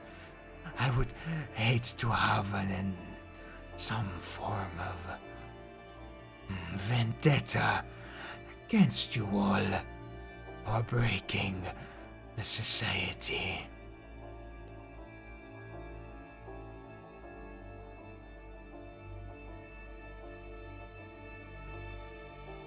You just get the stink eye of Cypher. I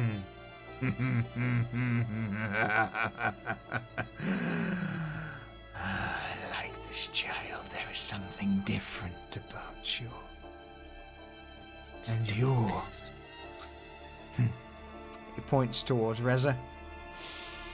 Mm-hmm. Should you become inquisitive, seek me out. There may be questions that I can answer. I will. For I have many questions. Like, why is he face so stupid? Cypher! Jed just smirks to himself.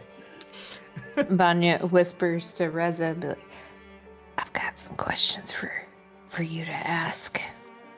Because I don't feel like you will answer my questions, kind of like, what's wrong with me being from the north? Things like that. But we can talk about that later. I can answer that one for you, don't worry.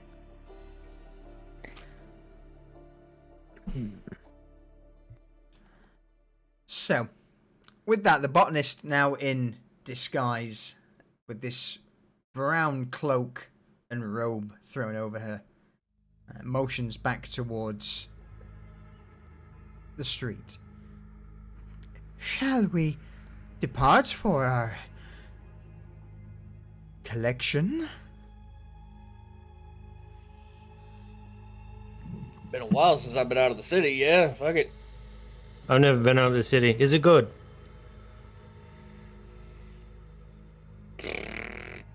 It's very different. Yeah. Is it... I can't remember. Is it just the city that's perpetual dark, and once we leave the city bounds, there's normal No. sunlight? No, it's the entire continent. Entire continent. Got it. Well, Okay. basically, not the entire continent. It's up until the mountains in the center of the continent. So it is a vast, hundreds of miles worth of darkness that covers The region, basically. Yeah, basically the entire region is covered in this magical darkness. The Gotcha, city, thank the you. outskirts, the swamps, the forests, even to the north where Raver. In fact, let me just very quickly for everyone's sake and a reminder. World map! World map! Heck yeah! Oh We haven't seen yeah, the world map in a while. we Since haven't. episode 1. Absolutely. So we are currently in Soma. Basically, at this point, here. So we're on the eastern shores of Soma, which is where Novostoya lies.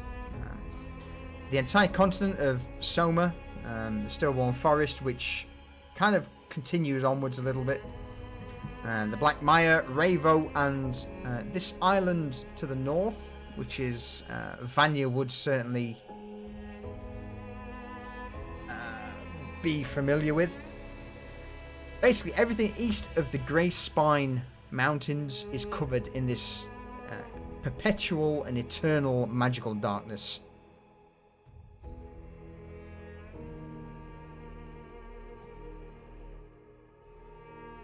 Answer your question? Yes, thank you. So yeah, so the Asturian Empire in its entirety is covered in magical darkness.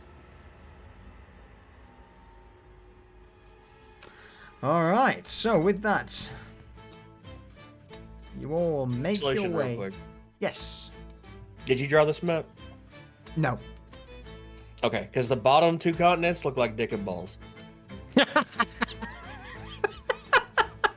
Really dick and balls at that. Well, the Charnel Kingdom and the Jesus Castanellan fucking- province. Yep. Yeah. Yeah, no, I didn't draw this. I see where you're coming from, though. Can't even say that. So, as you all begin to make your way back through the alley from... God damn it, please. From the You're welcome. Medicinae Societas back into Market Row. Obviously, by this point, Lamorna Trembath, also known as the Chirurgeon, is... She's nowhere to be seen. She's probably back at the Pious Pauper. But you do have with you... Not that. Is she walking in the front, Solution? No, she would very much be behind you all.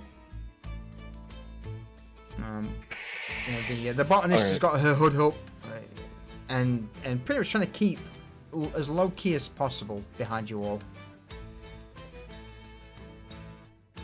I don't know where the fuck I'm going, so I'll walk in the front next to Garrett, I guess.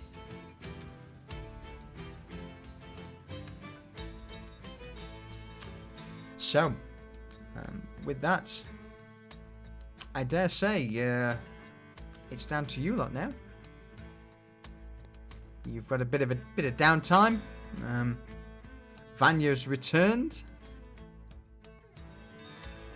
I dare say she may need updating.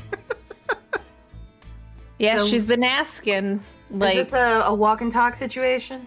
It is indeed a walk and talk situation. Not only have you Okay. got to make your way through Market Row, at this point you're pretty much, let me bring the map up, making your way from Market Row, which would be there, that sort of direction, all the way down the main road south through Malmstown towards the forest. So, Jesus Christ, can we get a carriage? I'm too heavy for this shit. It would be a good sort of 2, potentially almost 3 hour walk into the outskirts of Stillborn Forest. So yes, definitely a walk and talk situation. In that case, I am going to step back as DM and let you all fill in Vanya of what's happened over the last week. So, she's just gonna say, so we got a little time traveling, you know. I kind of asked you guys a little bit earlier. Reza insinuated that a lot of stuff has went down in the 5 days that I've been gone. Like, did something burn? Are we under attack? Are we being followed? Like, I really need to know, you know, is this gonna hurt my new business? so Like, Reza will turn to the botanist and say, I hope you don't mind while we catch our companion up here. And I hope we can rely on your discretion. to the extent that it is needed in these matters. Our secrets is safe with you, and in return, your secrets are safe with me. It is greatly appreciated, Botanist. Well, we're outside Market Row now. The streets are a little thinner, I would imagine. Go ahead. We met Taban. Taban? And Vara. And Vara. Taban. Yeah, She's we got a were tail. looking for them. Huh? She's got a tail. Yeah. Didn't know that. Now we do. Is it long? Yeah. Or is it a short, stubby tail? No, it's pretty long. Like longer than your arm, I guess. Yeah. Is it like useful? Like, does she hang from it? Yeah. Like, Yeah, you can hold daggers in it. so it's like an extra arm. So she was stabbing you with her tail? No. Oh. Don't be silly. Say I'm okay. What did you say I'm okay? He said, "See, What? I'm okay." See, yeah, I'm okay. I'm not. I thought you told me to say it. No, it's like, okay. Are you okay? It's been a long 5 days. I have not slept. I've been really getting my business up and running. So I might be a little out of it. Okay. Anyway, do you remember Morgan? Yes. Are you just saying that? No, in Morgan, the one that we were like in kind of that town area that we went to visit, and then we ran into the guy that you guys, put oil or like was on fire. Yeah. Okay. Yeah. She does know. Yeah. Okay. So Morgan, is a dick. Oh, he wasn't. Oh, fuck that He guy. was gonna help us. No, he's a piece of shit. He was working for Devon as well. The one with the tail. The one with Yes. the tail. Okay. All right. So I've got Taban had a tail. Morgan's a dick. Yeah. What else? So she wanted us to join them, but then she did things to Jed, and then give us funny money. Like what? Nothing sexual. Of Jed? Oh, nothing. Okay. Like, was it with the tail? No, it was with magic. And not her tail. Not her tail. Although that Okay. might be magic as well. It's pretty Anyway, yeah, she used powerful mind magic on Jade and gave us 48 hours to decide whether or not we were going to join her crew. But then we turned What- the tables on her and Morgan and set them up to be highly under scrutiny by the city guard. And in fact, now all of the Porter district is under heavy scrutiny as a result of our actions in setting them up.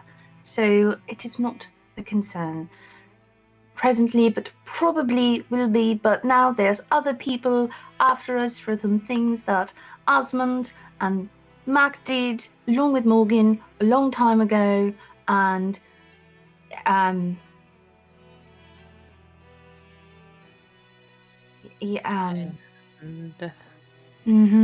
yeah, we need to strengthen our defenses. And Mac's a fucking asshole. But he hasn't got a hand, so that's okay. Oh, right. So- Garrett cut his hand off, I think. Is that how that happened? So nothing burned down. There was no fire. I'm sorry if I told you there was. We didn't actually burn anything down. Okay, Yeah. so Mac is a handless asshole, and Morgan is a dick. Yeah. Okay. Also a And- vampire. What? What? Yeah, Morgan's a vampire. Weird, right? Are you guys making shit up right now? No. No, you can ask anybody in the Polter district. Morgan's definitely a vampire now. So, okay, so we are not joining, is what I'm getting. No. No, she uses Okay. funny money. I'm just making sure because nobody said like for certain that we weren't joining. Like we were setting them up, and We're sticking with Asmund. You know. he's okay. Yeah, I'm okay with that. He's a bit of a tight-fisted twat, but you know, he'll do. Any other things that I should know that I should be looking out for? Anybody with sharp teeth, because apparently old men, nasty men. Yeah. Look! And he points at his neck. There is Cypher indeed a got scar. bit? Yeah, there is quite a scar on Cypher's neck. By an old man? Yeah. A vampire. And all old men are vampires. No. I hope not. And he looks at the No. nearest old man. You see this old man walking down the street. "Ah, I've got to get back to my crops. I mean, there's not much left, but yeah.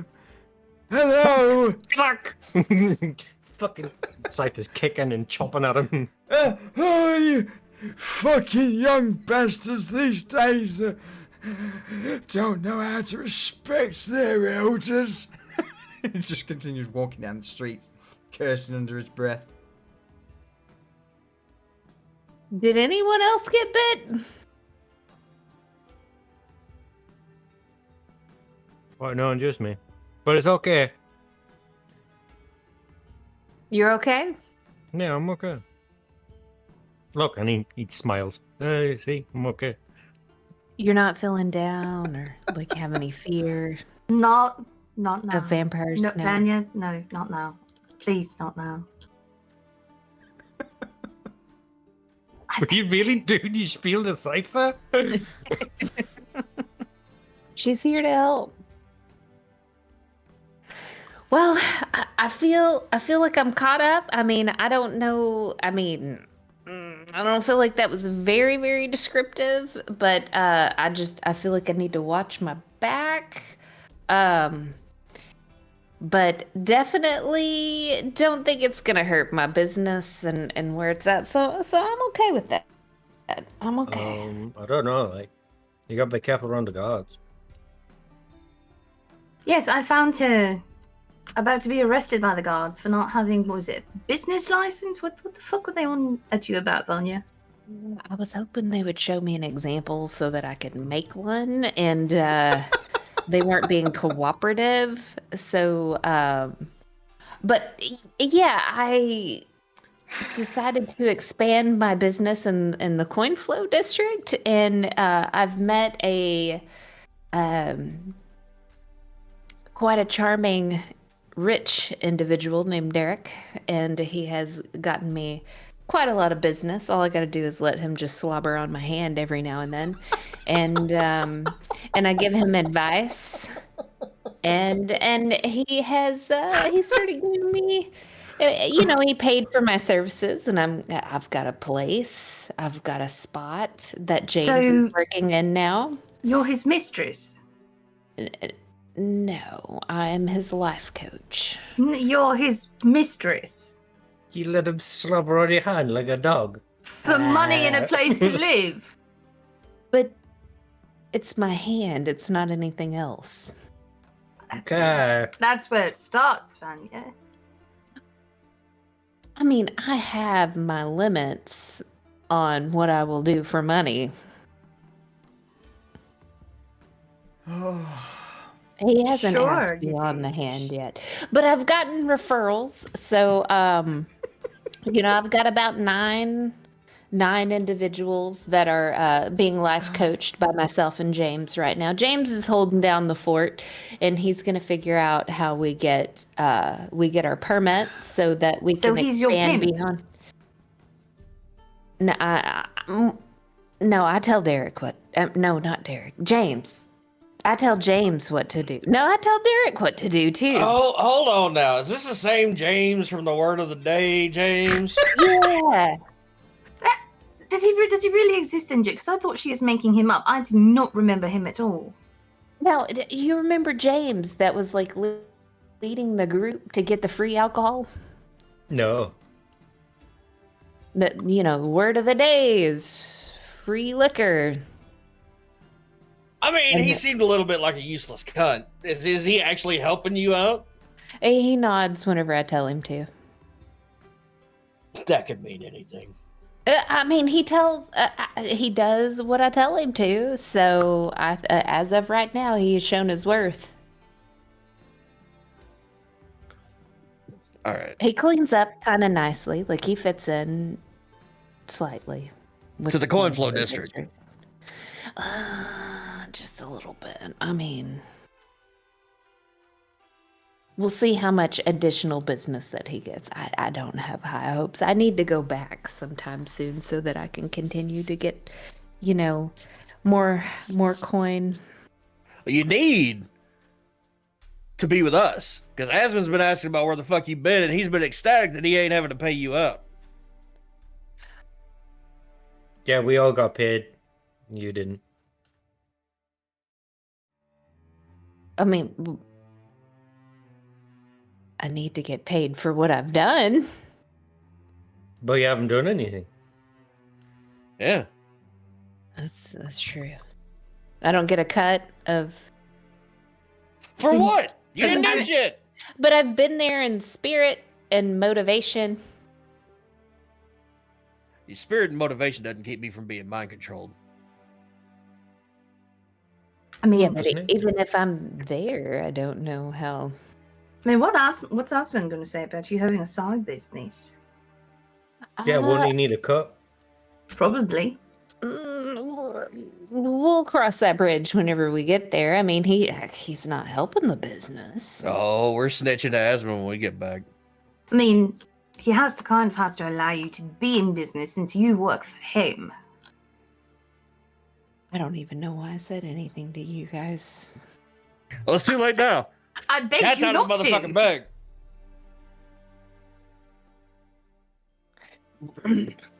First you take my silver. Now you gotta take my side business. Oh, I'm not going to take it. I mean, ruining it for you and taking it are two completely different things. Even know you guys anymore. Well, yeah, you've been gone for 5 days. 5 very, very important days. And you've Yeah, Cypher's not almost been died here. twice since you've been Cy- gone. Cypher almost dies every day. I do not. That's a fair fucking point. Cypher, you get a scratch and you almost bleed out. Yeah, remember the chicken? Alright, they're picking up me. Listen, all Just right, ignore him, Cypher. let's just not talk about my side business. James has got this. Where are we going? You were there. You know where we're going. No, I know where we're going. I'm trying to change the damn subject from my side business.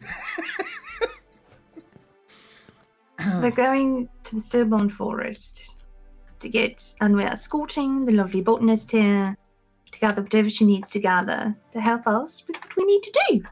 So, what are we expecting in this forest? Trees. Thank you. Yes. Thank you, Cypher. What does the botanist look like during this conversation, by the way? She's keeping quiet, wide-eyed. Her lips are almost like just a thin line as she's trying to hold back laughter.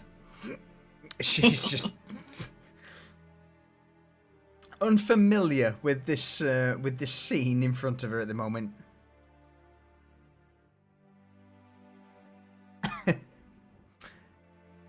several hours pass, and obviously this conversation continues on, and eventually you all reach the edge of the Stillborn Forest. The road itself continues on south through the forest itself. At this point, a somewhat thick mist begins to envelop you all. Trees that appear to lean in towards the central path. Roughly each of them are about a meter thick. The ground itself becomes swampy. The odd bubble of escaping swamp gases burst through various puddles in the ground, and there's a pretty straight, almost linear divide between the farmland and where the forest begins. The occasional stump scattered around shows that the farmers have been at least trying to deforest to create a little bit more arable and growable areas, but the swamp itself is pretty inhospitable and unwelcoming. As you begin to make your way down the road into the forest proper, the botanist chimes in. Well, that was quite the engaging subject of discussion. But it appears that we have finally reached our destination.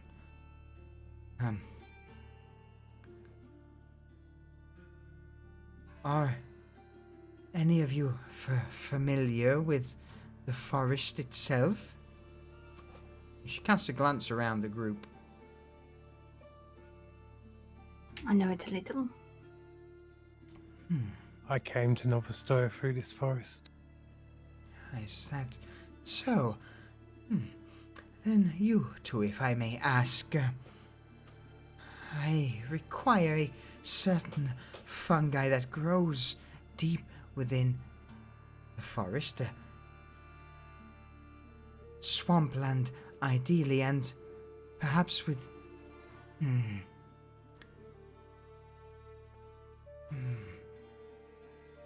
arcane, or at least some form of magical emanations for it to grow. Do you know of anywhere that fits these circumstances? Do we? Only around the great tree in the center. Nailed it in one. Roll me a quick history check, both of you. In fact, actually, it would be survival.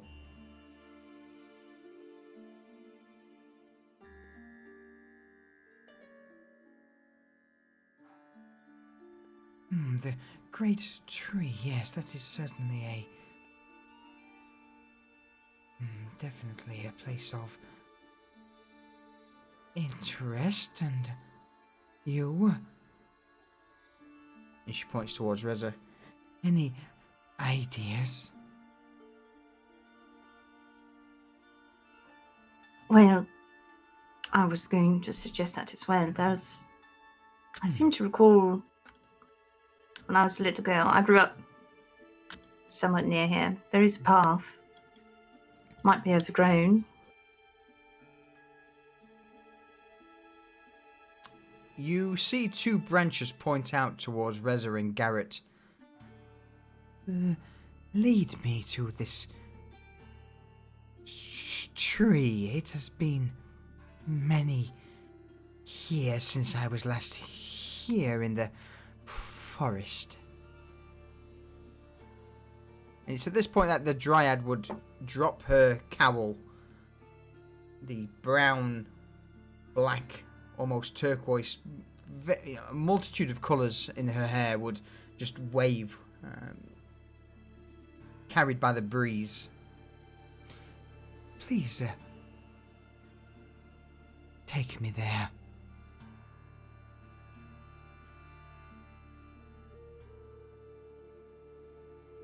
So, Reza will kind of look around the forest in an attempt to orient herself and remember. I would assume this is a place that it's like not particularly dangerous, so they might have played in the forest as children in defiance of their parents.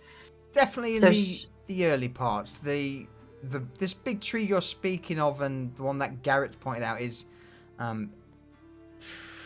like deep in the swampy parts of the forest. Okay. I think I could probably get just at least to the edge of the swamp area. We never really went much further than that.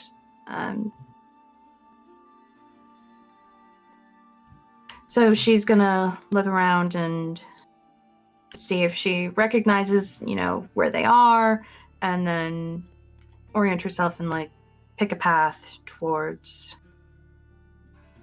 where she thinks the swamp might start.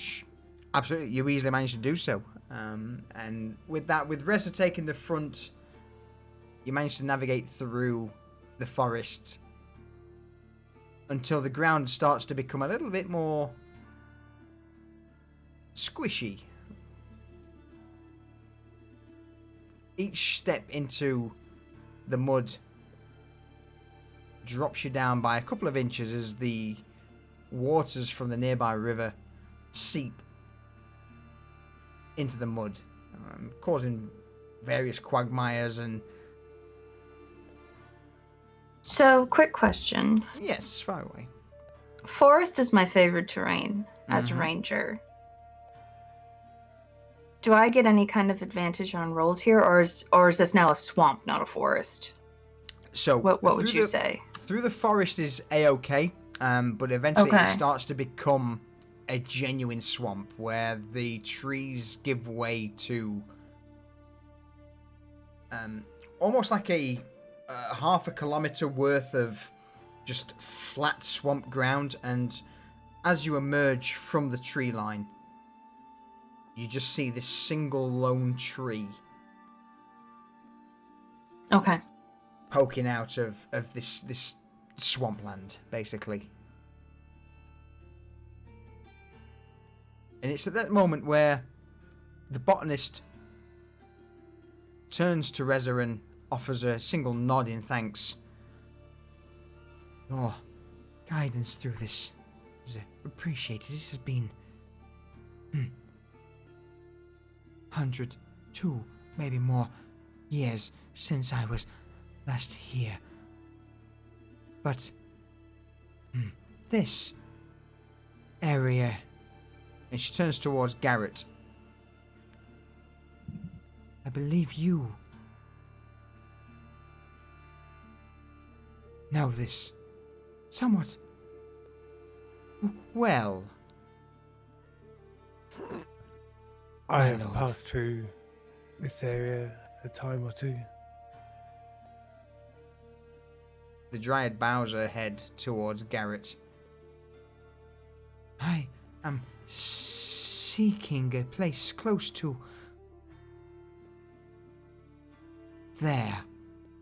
Yes?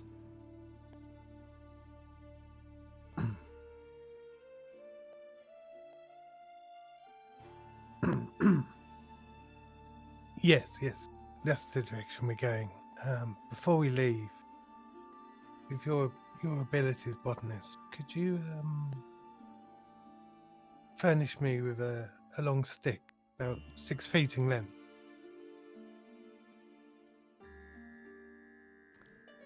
The Dryad reaches down into the ground and for a moment closes her eyes and with a slight mumble, an incantation begins to bring her hand out of the mud, and following with that is the root of about 6 feet, 7 feet in length.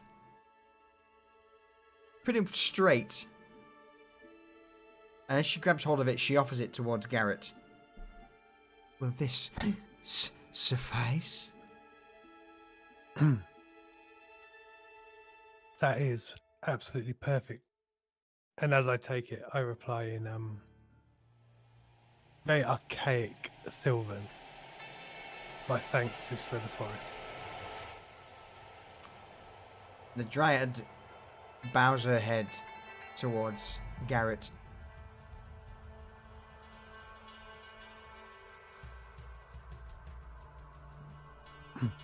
And moving forward, I'm going to use the staff to sound our way forward, feeling for drop-offs and places where the mud is really soft.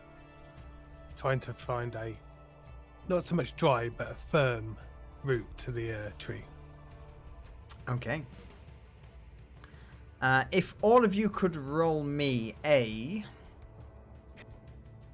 dexterity check, please.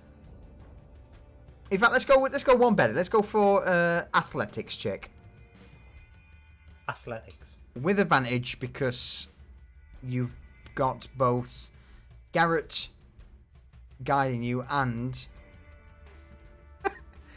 Reza Nice. holding up the rear. Great, athletic, my favourite. I mean, you're all good. I'll take it. Apart from, so I'm gonna set this out now. Jed, Reza, Garrett, you are all a-okay. You can navigate the swamp perfectly. Vanya and Cypher, this is not a terrain that you're used to. How do you all navigate through the swamp? Well, Cypher's currently now a mud baby. He's fallen over so many fucking times. He's just caked. Reza is going to pick him up and have him like piggyback onto her back. Like, come on, Cypher, come on, I'll carry you. And he slowly uses prestidigitation to clean himself off. Again. Vanya is going to try to follow behind Jed, Reza, and Garrett to because she sees that it's like easy for them, but she is just like knee deep in this mud, and every time that she just pulls it out, it's like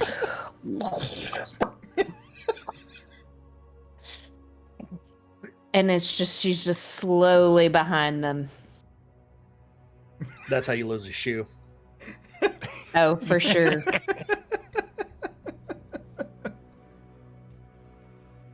Oh no. Oh no. So, eventually, having spent, I dare say, a good 2, nearly 3 hours trudging through the forests and swamps, you eventually reach a clearing.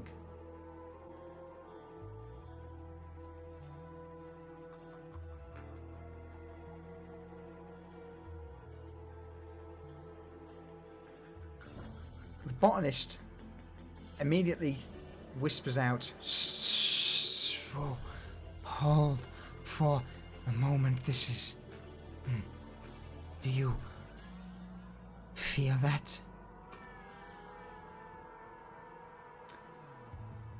Who is magically attuned? Not it. Me. Yeah. Reza, Cypher, Garrett, Vanya. I need you to roll me a...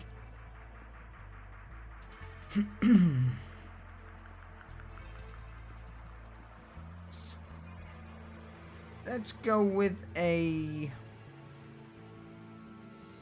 I mean, it would be an insight check for the moment. Yeah, roll me an insight check.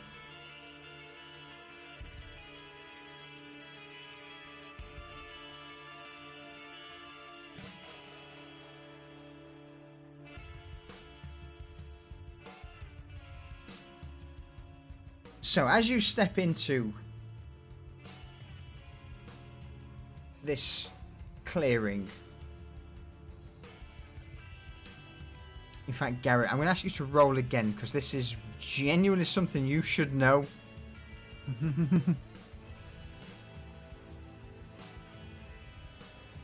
That's better. All right. So, as you all step into this clearing, there is a slight trace of magic. Now, it's not arcane in nature, and it feels somewhat dour and unpleasant, almost like a corruption.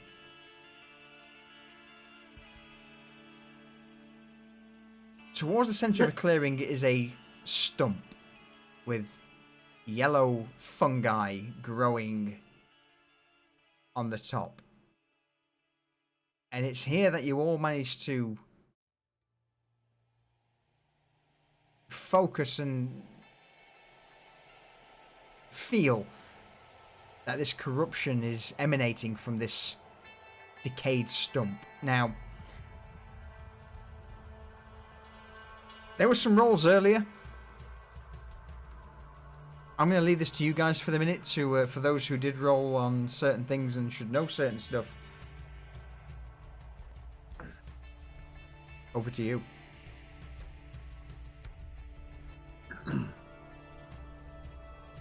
Poor thing, look at it. It's dying. Is this the sense of decay here similar to what was in the graveyard, the desecrated graveyard? No, this is a almost otherworldly corruption that's settled in. Not a desecration, something completely different. Oh, okay. This is a corruption of nature. Oh, it's like me. Look at it. Can you see it? And the Cypher holds out his hand and his shadow stretches out really long just so I can touch it. Oh. It's not supposed to be like that. It's all wrong. It's all wrong. Reza turns to the botanist and... Yes? She says to her in Sylvan,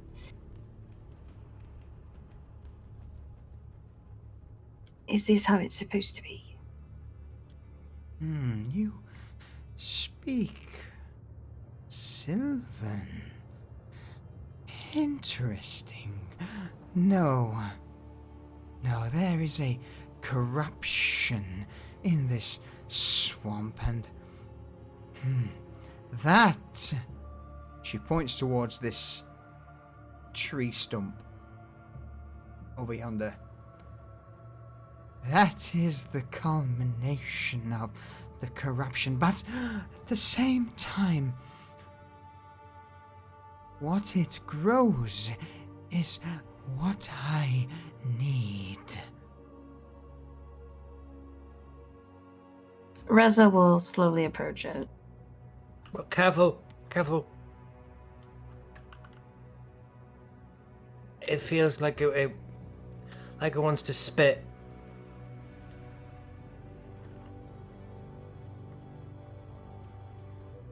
I believe it's not alone. No. No more like it, but others. I will give you all a chance to position yourselves as you want. Obviously, if you get within, I would say, sort of 60 feet of it. Jed likes to fucking look at it.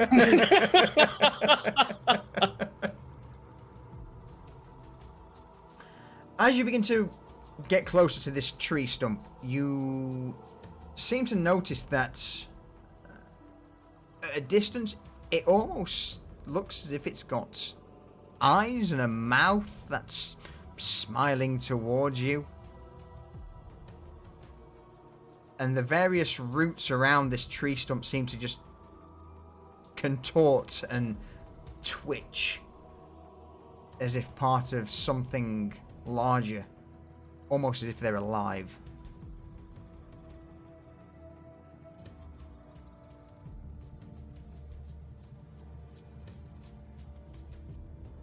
So, what's the plan?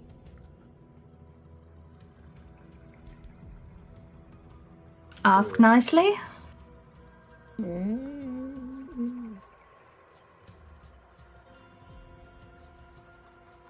Okay. Any advice here, botanist? The botanist glances over and looks towards the this decaying stump.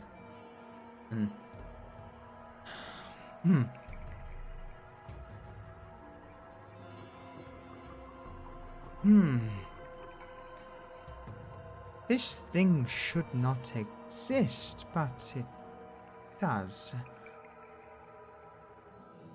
That is what we call a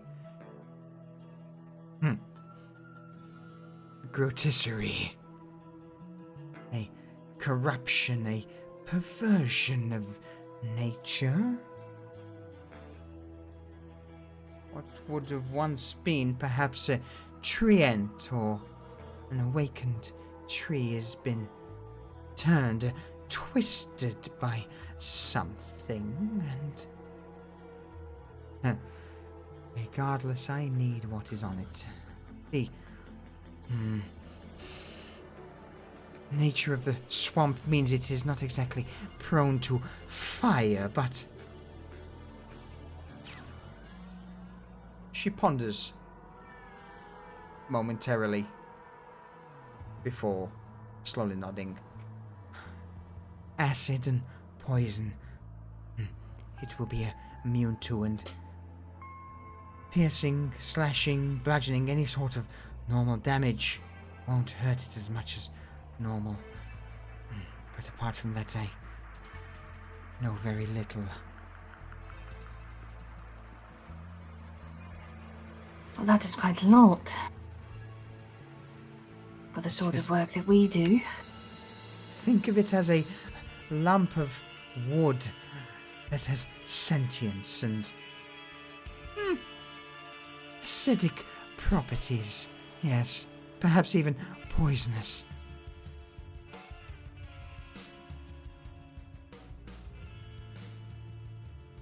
Jed kind of looks around. Well, he puts his pack on the ground, opens it up, and he pulls out the incinerator.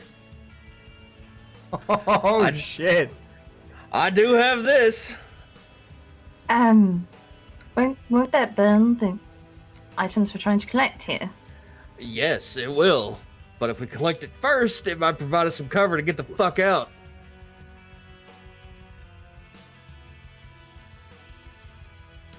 Problem is, it's a creature of the swamp.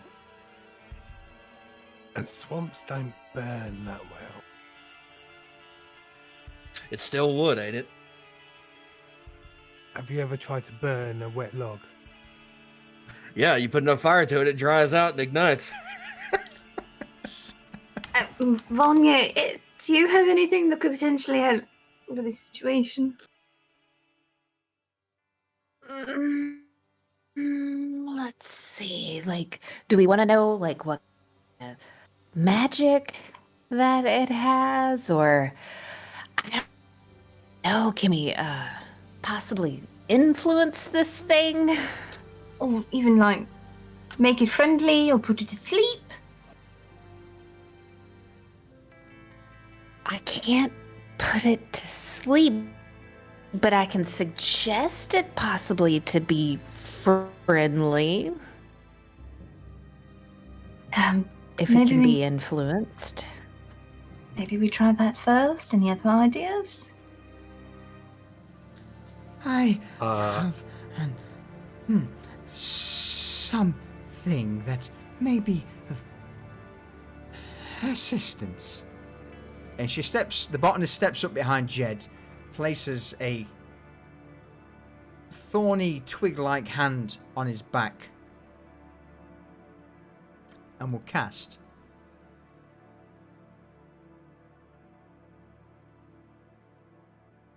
invisibility on him. You invisible, the biggest motherfucker out here. Fair. She then steps towards Garrett and does the same.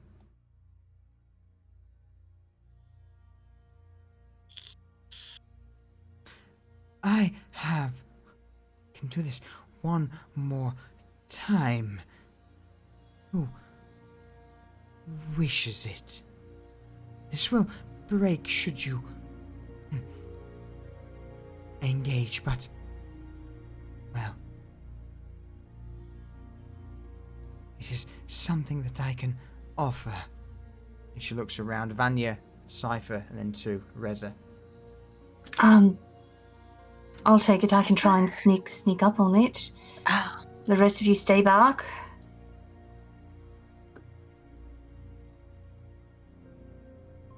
Alright, and with no opposition, she will cast her last use of invisibility on Reza.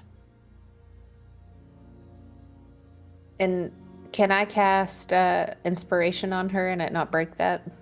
Yep, that's fine. Okay. So by this point, the botanist is kind of, as she steps into the swamp, reveals more of her true form. Her legs seem to thicken out to that of roots and trunks as they seep and pierce into the swampland below. And the various twigs on her back protrude out of the cloak, and her hair, as the hood drops down, returns to that of a somewhat turquoisey greenish hue, along with the rest of her skin.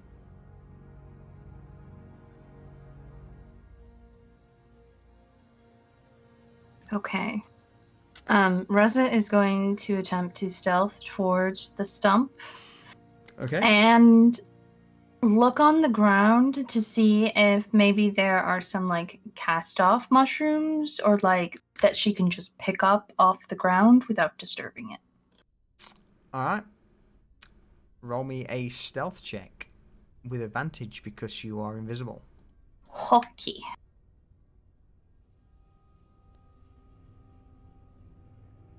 I'm gonna go ahead and take this opportunity to strap on the incinerator.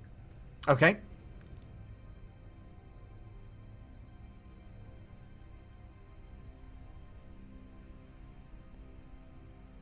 As you step forward, Reza, roll me a perception check. Okay.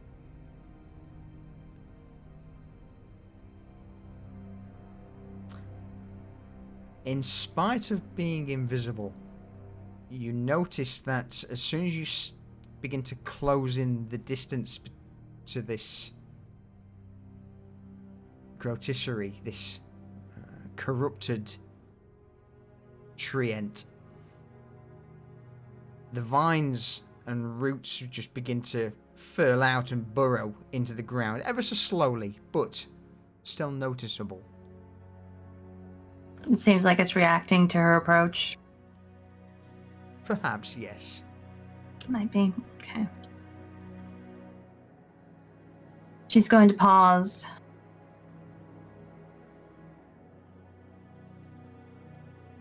And sort of stage whisper back, I don't think this is working.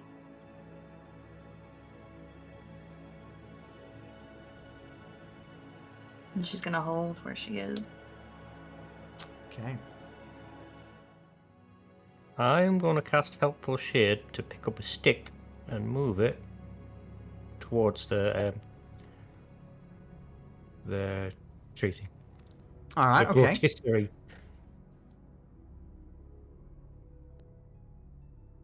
Describe what happens. A shade just appears, like a little small child-sized shade, picks up a stick and starts just tootling towards the rotisserie. As soon as the stick hits the ground, from the bushes besides Reza, you notice that this horde of beetles, spiders, rats, and other creatures just burst out, run towards this stick, pick it up, and just begin to carry it towards this corrupted tree stump. And just as they get close to it and toss it to the ground, you notice a single root puncture out of the ground, grab the stick, and throw it into what appears to be a large maw in the middle of this tree stump. As Reza sees that, she's gonna back away.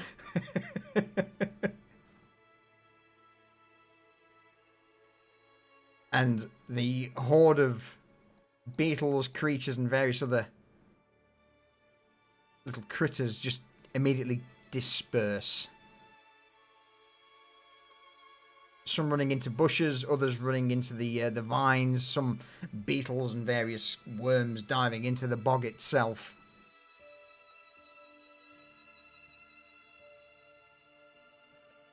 Okay. Well, that worked, sort of. Where is everyone?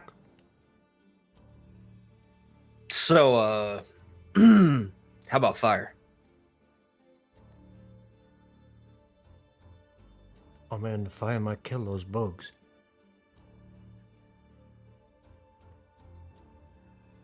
Do you want me to distract it again, and then you torch them, and then we go in? Yeah, who's gonna run in after me to get the mushrooms?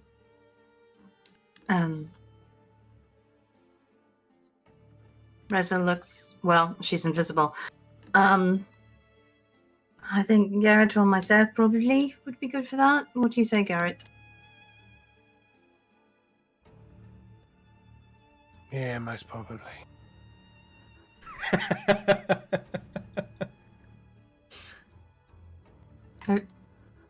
Everything all right, Garrett?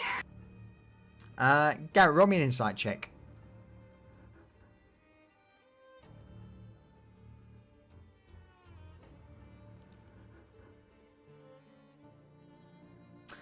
You get the impression this thing has tremor sense. Mm-hmm.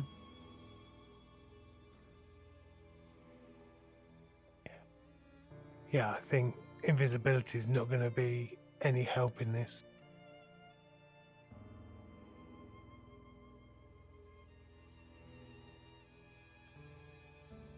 When the DM tries to help you out with a lemon. Son of a bitch.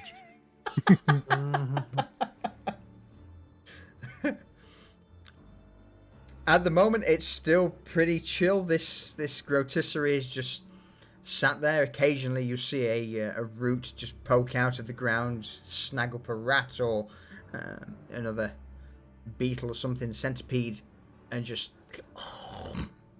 poke it into this giant maw in the center of the trunk before.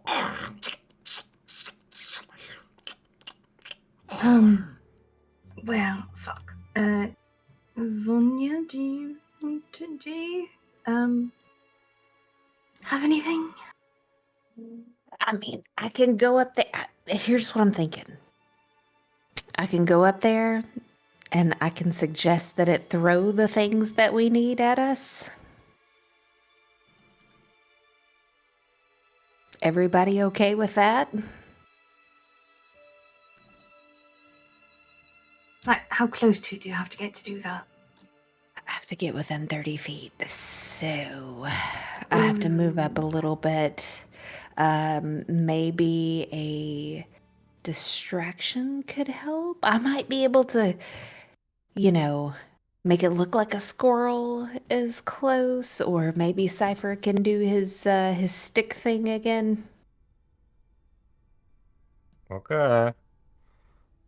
I'll try.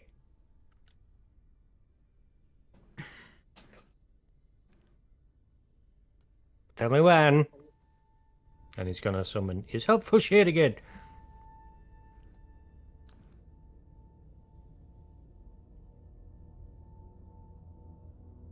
Okay, let's see. I've got 30 feet of movement. Okay. Okay. Which will get me within 30 feet. So she's gonna go. All right, Cypher, go. And the sticker's lobbed. And she's gonna try to be as quiet as possible to move 30 feet forward. Jed's is gonna go ahead and go Roger. behind her. Yep. Yeah. Vanya, roll me a stealth check. Jed, roll me a stealth check. Yep. Cypher, roll me a performance check. A performance? Oh dear, oh dear. Jesus. Oh dear, oh dear, Oh. oh dear. Why? Fuck us. So, before this kicks off, I'm going to nip to the loose. I'm bursting. I will. We'll see what happens in a moment. Getting a refill. Yep, we'll call a quick refill there. And then we'll see what happens in a moment.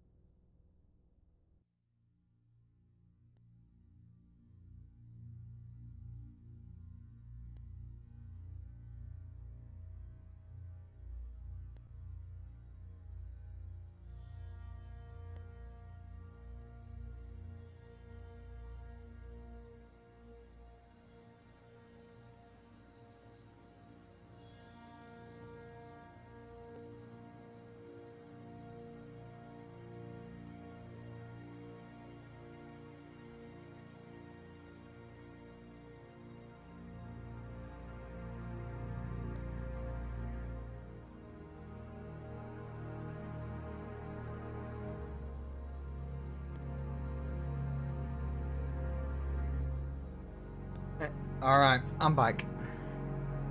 Welcome back. Thank you.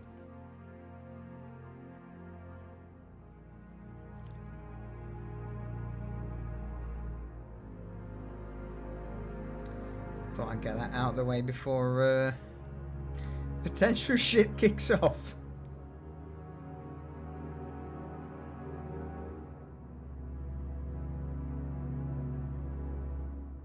Stand back. Welcome back.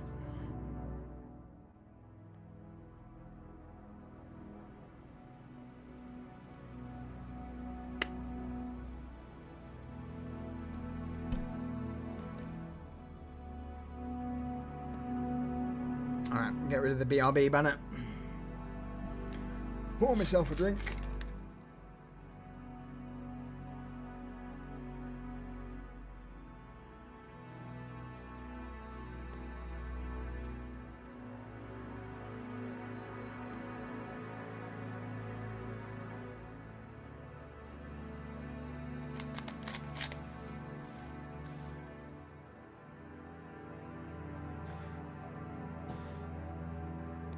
Alright.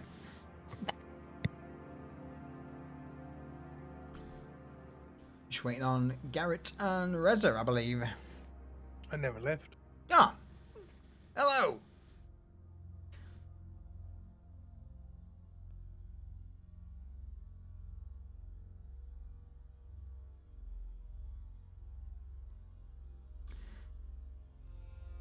So, Vanya. What languages do you speak?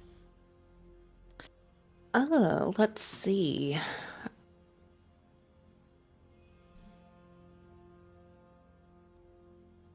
And if not, I can always do comprehend languages. Well, you know quite a few languages. Yeah. Let's see. Common, Elvish, Yeah. Dwarvish, Gnomish, and Halfling.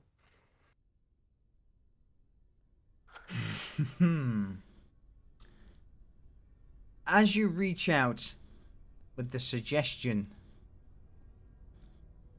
what language would you like to use to try and converse with this?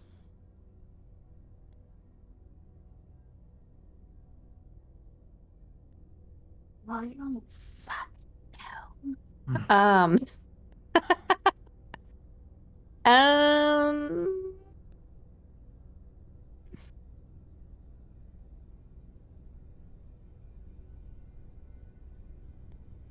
don't know. I kind of feel like with it being can I ask for suggestions? Absolutely, yeah.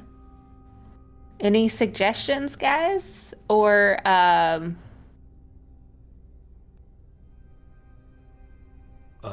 was leaning towards Elvish? Elvish. Yeah. Go for it. Okay. That's what I was leaning towards. Okay. Welcome back. Do you want to chime in on this one? Chime in on what? We're trying to decide what language I need to do with suggestion. But I don't want to waste it. Can I, before casting that, well, how do I not provoke it and then Roll me an do insight whenever it check. speaks to me?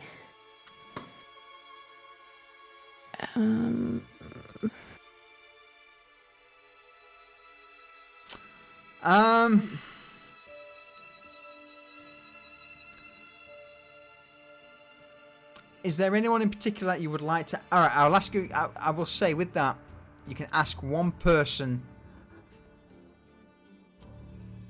whether this is a good idea.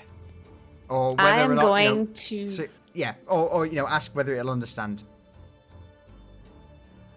Well, isn't it Garrett is the one who is familiar with this? Sure. Isn't that what we said earlier? I'm not giving you anything else with a roll of a 4. All right, so well, I don't know. I'm gonna ask the green lady. The botanist. blue All lady. right. Yeah. Okay. What Ask it. so I'm gonna use so that I'm not too loud beside it. Mm-hmm. To telepathic link to her. Okay. And I'm going to ask, what language do you think I should speak to this thing in? Because I really I don't know. I don't know. Can you speak Sylvan or deep speech? Because this thing is, if it is still of its fey nature, it will be Sylvan, or its more avaricious appearance, perhaps that of the deep speech. Well, do we have anything that I can kind of like see it so that I can study it for like a minute so that I can speak that? Do you have anything on you, or As both you and like Jeddah can you stood, speak it? As both you and Jeddah stood there, trying to converse with the botanist, all of a sudden you immediately hear the sound of vines and roots puncture into the ground. I need you all to roll me initiative.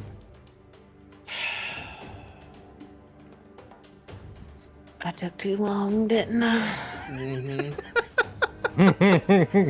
It's me not being able to make a decision.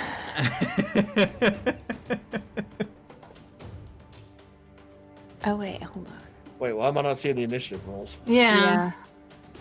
I'm not sure. Let me click that instead. Did that work? I mean, I saw a bunch of question marks there. Yeah, mine's still not working.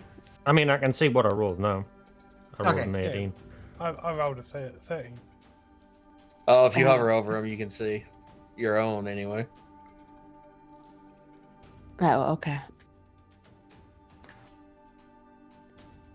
I will allow you to see. So at this point, the various roots of this rotisserie are starting to pour and burrow into the ground, and you start noticing that a large amount of insects, spiders, rats, and various other creatures are starting to swarm out of the undergrowth.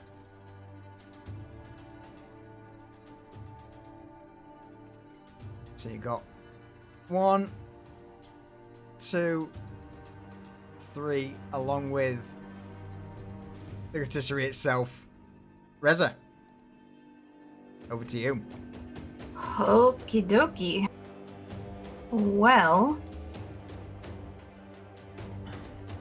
Reza is going to see the swarm that is closest to Jed and Vanya. And I'm assuming we saw it start making a hostile move towards them. Yeah, they're starting to like swarm out of the undergrowth towards Vanya and Jed. Okay, so the jig up. So since this is her first move, a combat, which we got Dread Ambusher rolling, she's going to fire first with her bow at the swarm. Okay.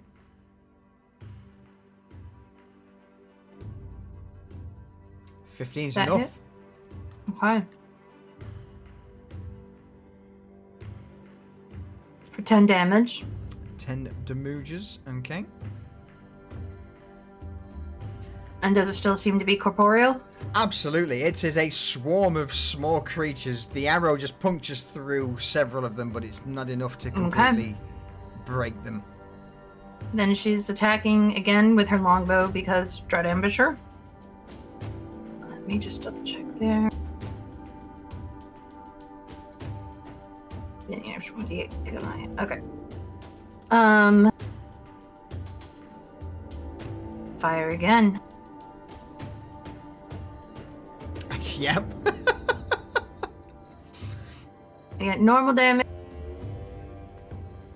plus Okay. Dread Ambusher damage. Yep.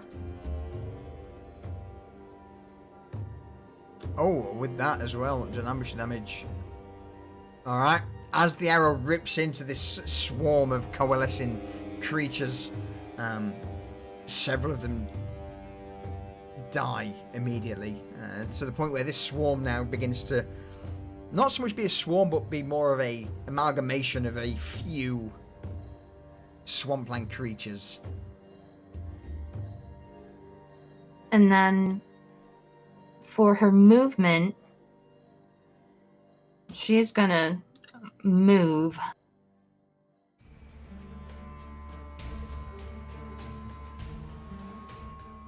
all the way across the battlefield to there. Okay. And then let me just actually and up 5 more.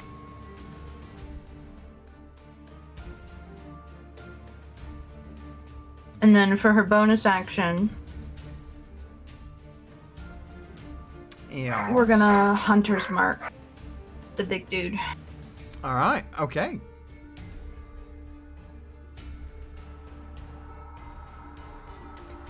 So it Nice. is now marked.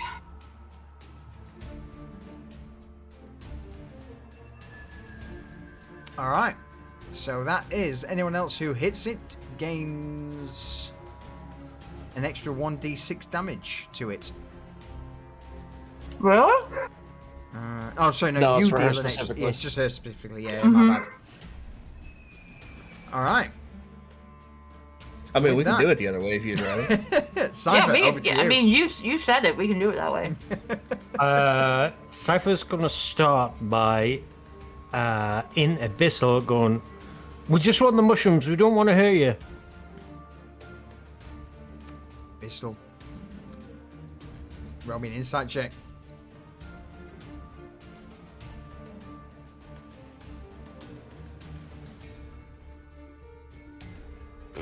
You get the impression it doesn't understand Abyssal.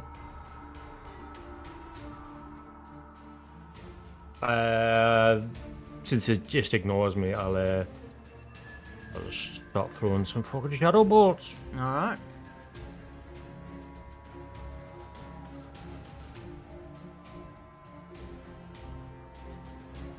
Sixteen is not enough. As the shadow ball impacts into the stump, you just see it wrap around it, but no damage. It's not enough to break through.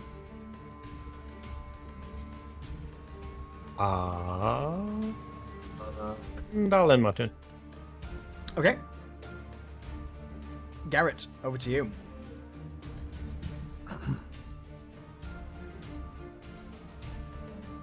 Gonna move forward. No, I'm not. I'm gonna use the ruler again. And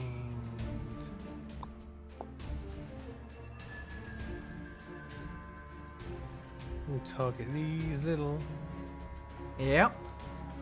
creatures, and I'll lob a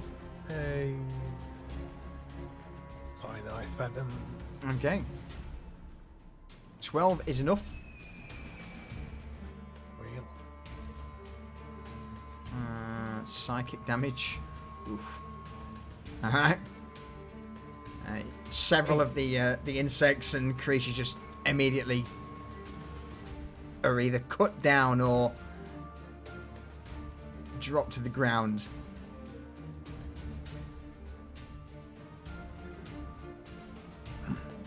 Fuck. That wasn't a crit damage roll. No, Try that one. that was. That's better. That one, on the other hand, is what happens to this massive creatures. The psychic energy just ripples from head to head to head to head, and the little creatures explode in blood and brain matter. Oh, It's disgusting. it really is. Any further actions? Not at this time. All right. The Grotisserie itself will, at this point, the roots have been burrowing into the ground. The first batch burst out at Vanya's feet. 18, does that hit? Yes. Yeah. So as they burst out of the ground and begin to wrap around you, Vanya, that's 6 points of piercing damage. The second batch will burrow through the ground towards Reza. 20. Yeah. Alright. For 5 points of damage. So these various barbed and spiked thorned roots just burst out of the ground, puncturing into Vanya and Reza.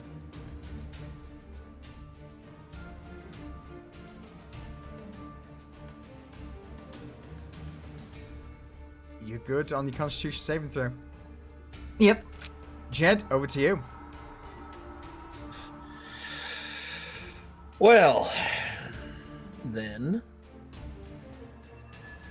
So Jed sees the bug group off on the right, or vermin group is dissipated. So he's Yeah. going to charge forward to this nearest one. Right about there. And then he is going to incinerate the shit out of it.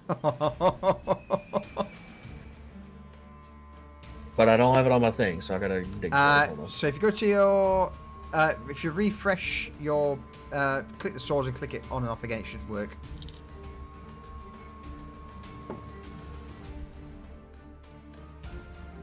Oh, I never unequipped my cudgel. That might help.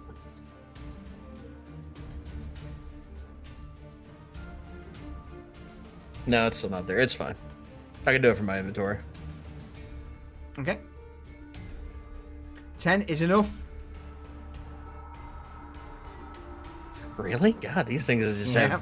It's a big swarm of bugs, mate. They're not exactly hard to hit. True. 5. Now, with it being fire damage and these being insects, that's doubled. What happens to them? They are now a big group of ash, and they just kind of float down to the ground.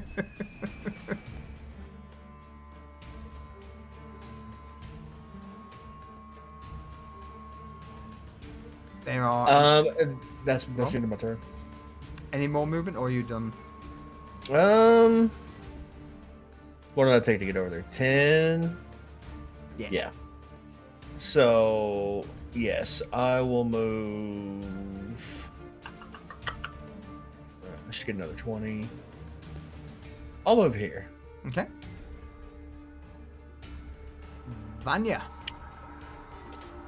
I'm gonna try something. She's gonna try to detect the thoughts of this tree if it has any. Okay. It's a good way for your brain to explode. That's Take cool. thoughts on a tree.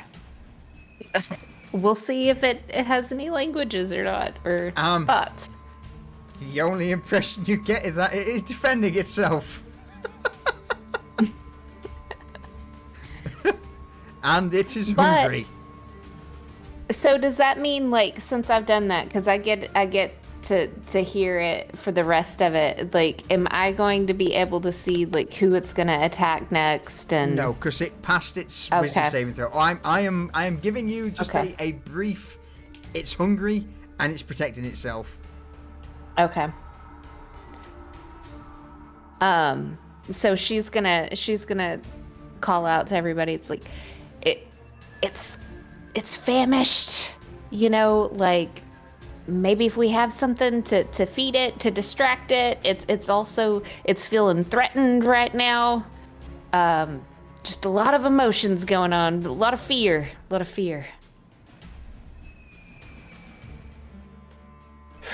And then that's it for her. I don't know what I was expecting with that.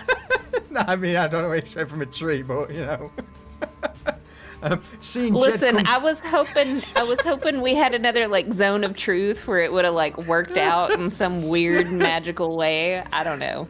Seeing Jed come towards it, Jed, you just see this open mouth, this gaping mouth just open in the trunk of this rotisserie, and all of a sudden this boiling green ooze just begins to throb and ooze from its mouth before. Lovely. It just it gouges out this horrific acidic vomit all over it. I need you to make me a dexterity saving throw, please. There you go. Oh, hang on. Bear with me. Reveal. There you go.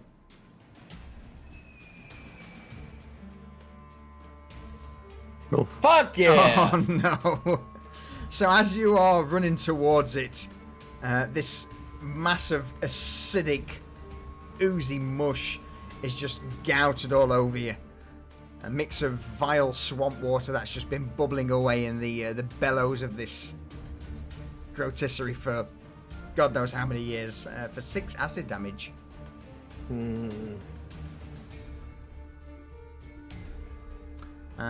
The minions are going to start charging in.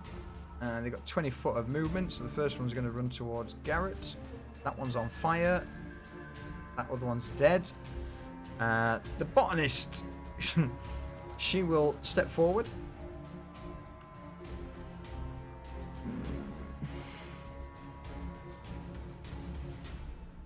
And cast...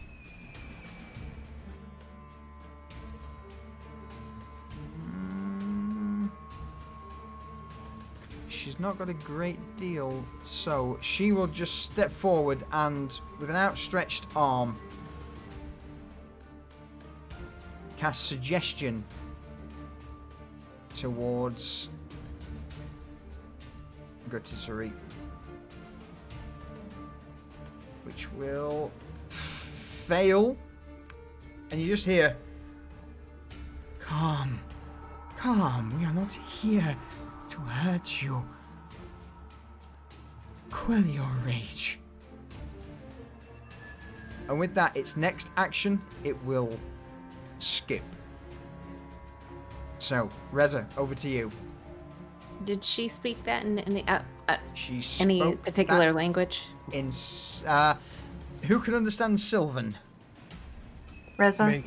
All right, Reza and Garrett, you both understand. She spoke it in Sylvan. Okay, hearing that, Reza is going to lower her bow and do. Where's the thing that's like a misty step for me? That would be under your bonus feature, Vampiric Mist. Yeah. So I'm gonna go right there.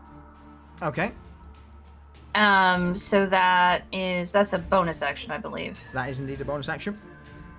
So then with my normal movement, I'm gonna move up next to Jed. Okay.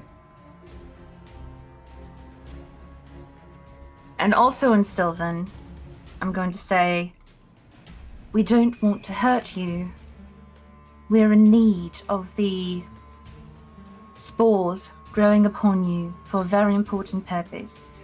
If you allow us to harvest some, we will leave you in peace and never return. Roll me a persuasion check.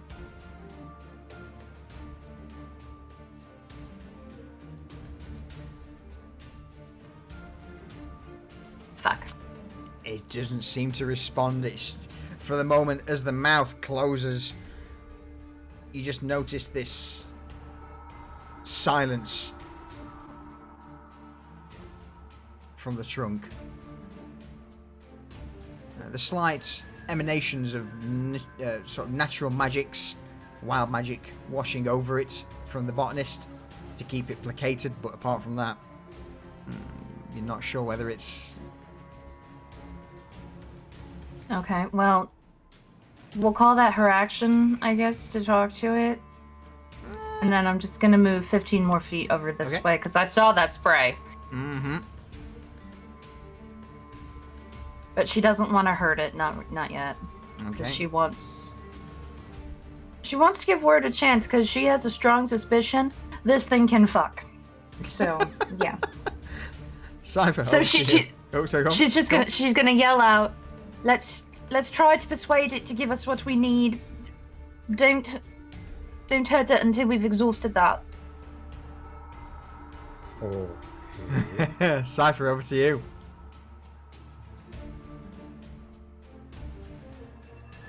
All right.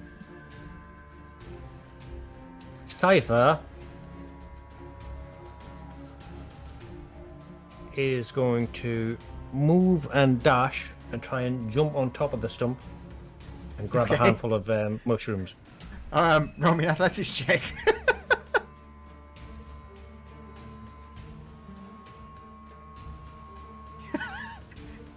Oh my god, okay. You just see Cypher just barrel through the swamp and just lunge onto the stump. I'm going to say you definitely managed to grasp a handful, but you end your turn on top of it, sort of trying to pull them off. Trying to pull them off. Yes. Yeah. So I couldn't just fucking misty step away with a handful. No, because you moved and dashed. My action was to dash. Misty step is a bonus action. It is. With a 16.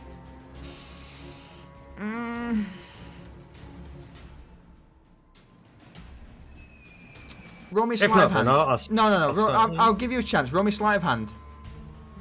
Because it's not something that could easily be sort of. All right, never mind. I'll take that back.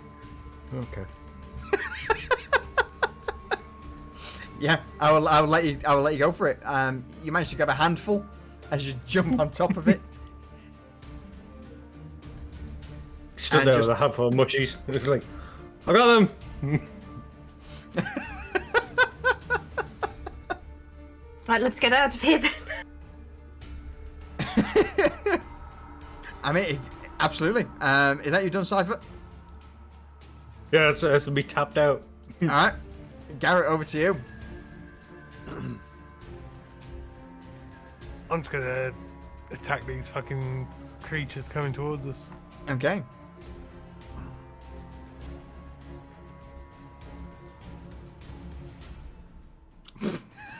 Shit. Yes. I'm gonna say that hits. Yes. All right. Yep. First lot. Fucking hell. Yes. Psychic damage. What happens to him? The same sort of thing has happened before. The psychic energy just ripples through the formation of the creatures. And it's just like they've been done with bug spray. They just start falling out of the sky. And there's just these crumpled bodies on the floor. And with that, just this swarm sinks into the bog beneath.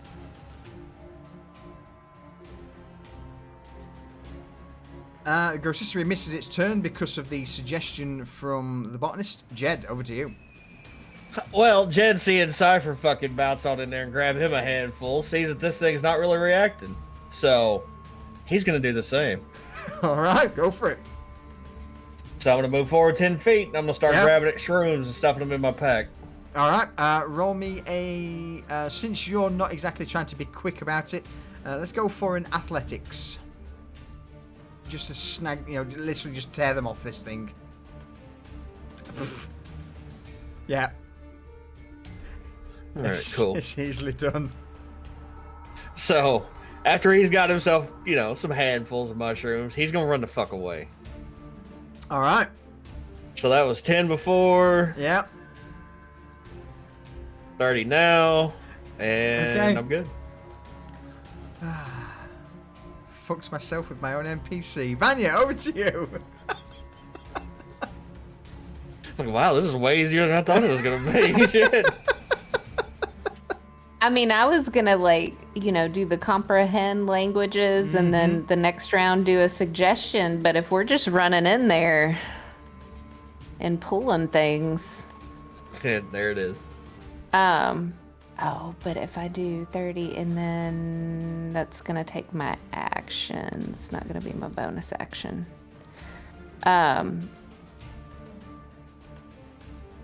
Shit balls. Okay.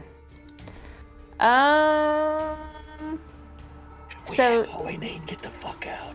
do we have how many? What do we have? What do we have? Are we good? Are we good to get out? I mean, Cypher's got a handful in each hand. Cypher literally said he's got it. Yeah, roll me, Cypher, roll me a d6. Jed, roll me a d6.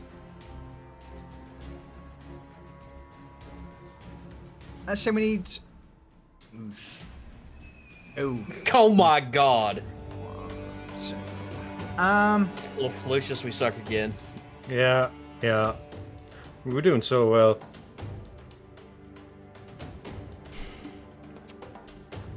I need a volunteer to roll me a d6 who's not Jed or Cypher.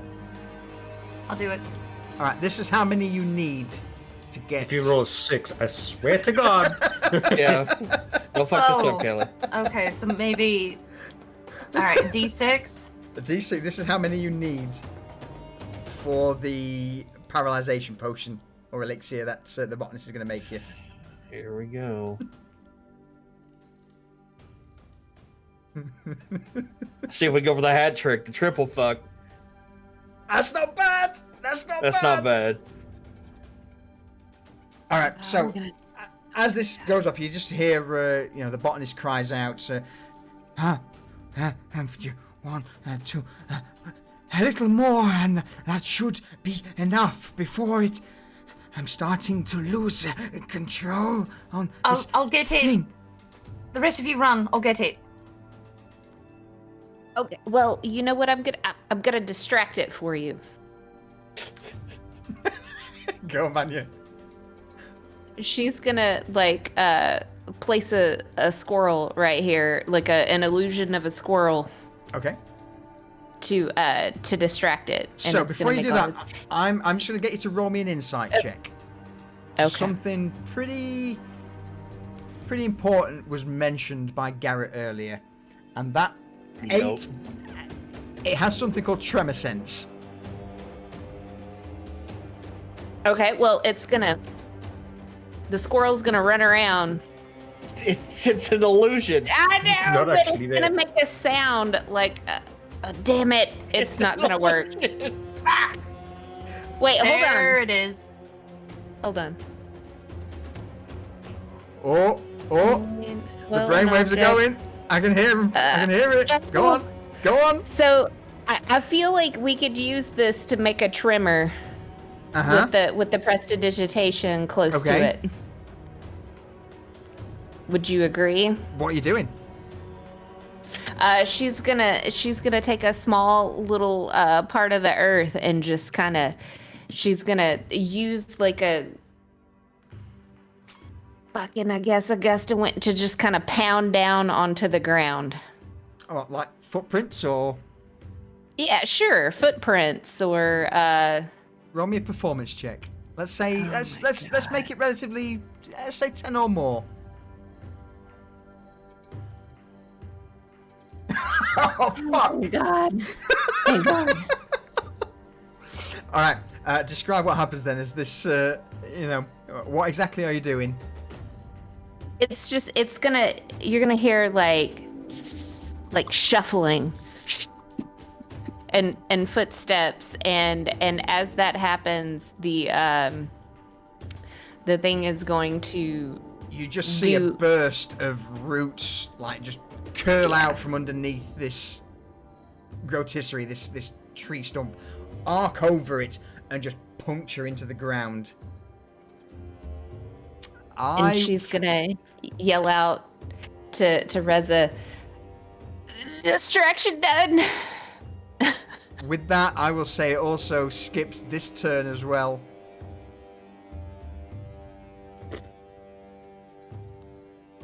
Botanist, she's not really got much to do at this moment in time. She is... she's by now dropped the invisibility because it's no use. She's not really got any other spells to help in this situation.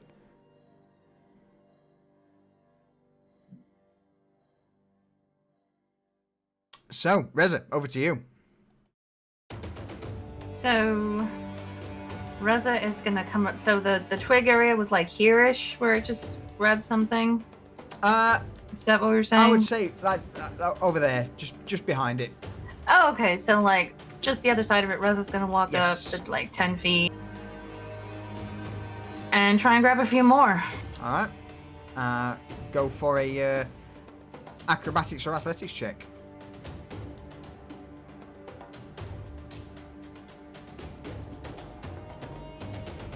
17 would be enough. I mean, if you want to roll me a d6 just to see how many handfuls you get.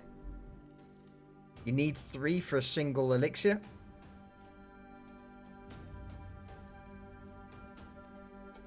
So what's that? 5, 6, 7. That's enough for 2 elixirs in total. So she pockets the mushrooms quickly, and then because tremor sense, she's going to mist again for her bonus action to get further away. Do you have the? You do. I do. Nice. Mm-hmm. All right.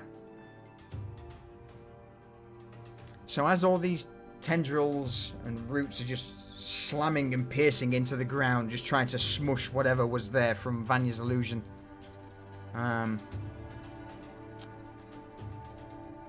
Reza shouts out, I've got 5 more.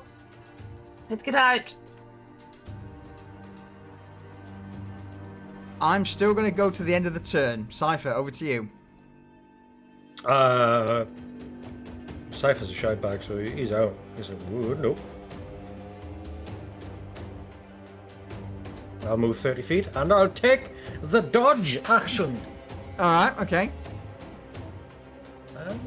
There it is. Yeah. Oh, it's bulletproof.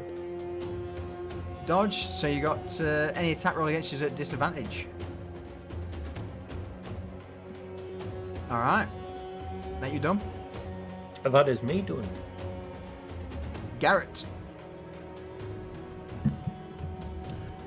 Well, as we don't need to fight anymore, Gareth's just gonna move. No, he's not.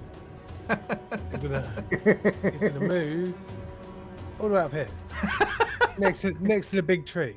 Okay. He's also gonna take the hide action. You shy bag. Roll me a stealth check. I'm so fucked.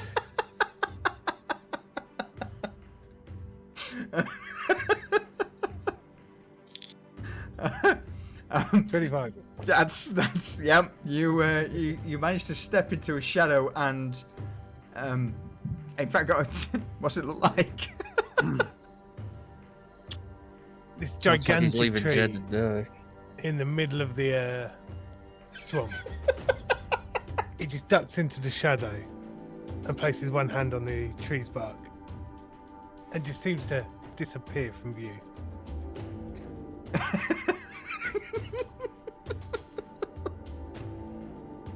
Oh no.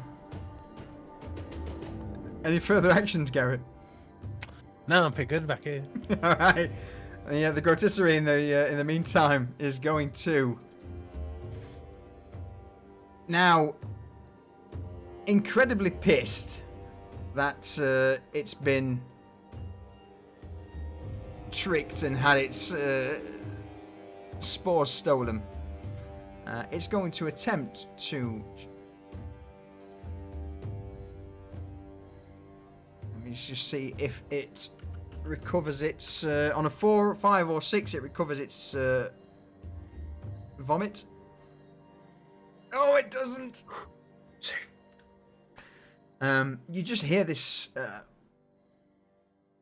almost groaning sound echo around the clearing as just behind it you see where the trees and rocks are a swarm of beetles, rats, snakes, centipedes and various other swamp creatures begin to pour out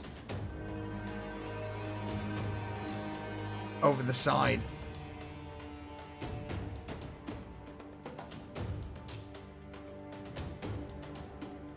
I'm sorry, what?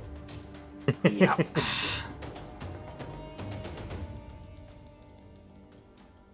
Various swarms of creatures now just begin to pour into the swamp behind the Grotisserie. Jed, over to you. Well, Jed ain't staying there by himself, so he's running the fuck away. 30 feet that way. Dash. 30 feet that way. Just fat waddling through the swamp. Picking his feet up and kind of just rocking back and forth as he moves forward. He turns around and looks at everybody and goes, "Fuck this, let's go!" Vanya. Vanya's gonna do the same. Alright.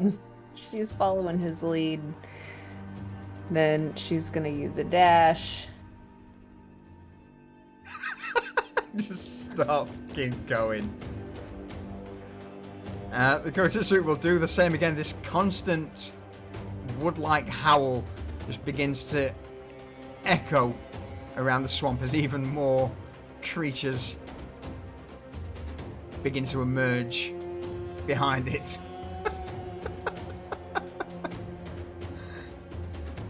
And immediately those swarms of minions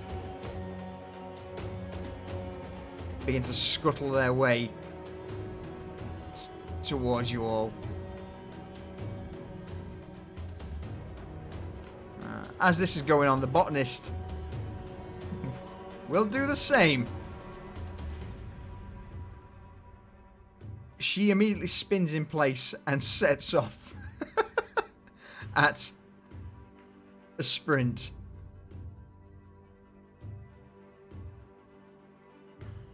And you all break out, trudging through the swamp with this swarm of various insects and creatures behind you. I need you all to roll me a survival check, please. So where are we at this point? We're still in the swamp, or Still have in we the run swamp. out of the swamp? No, you're still in Okay. the swamp. You're just currently retreating from the clearing.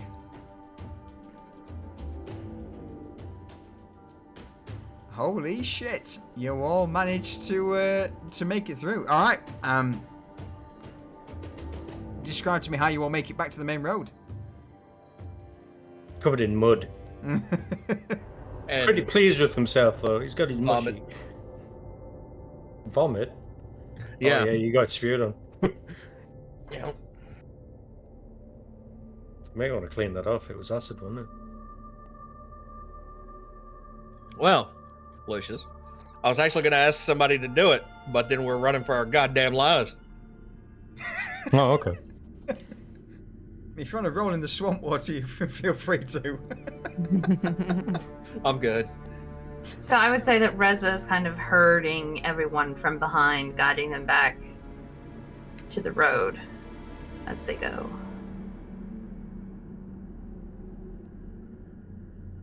Garrett, with your super stealthiness, Mhm. how do you get back? Garrett is like a spectre in the woods. He's like flicking from tree to tree to tree, just keeping to the shadows. People think they could see him for a second, then he's just disappeared again. It's almost like he was born in the forest and it was just his natural habitat. Molded by it.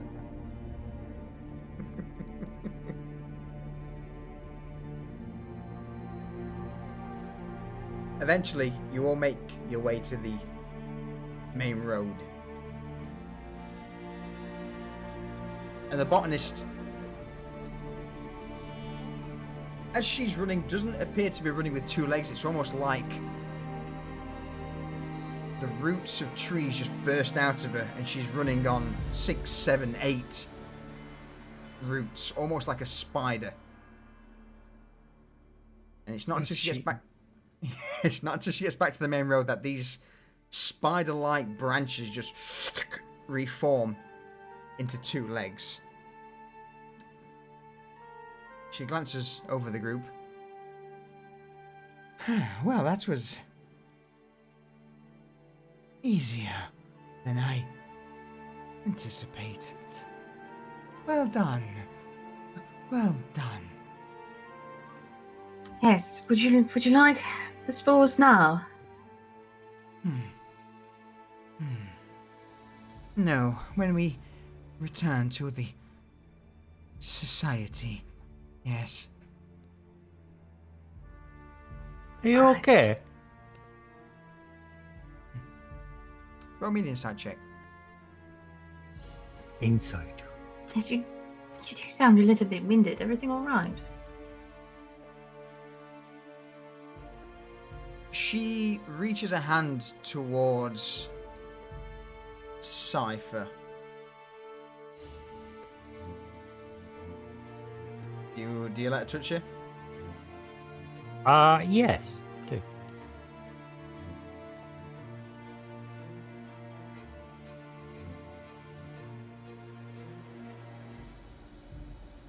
Alright. That's the vision you get.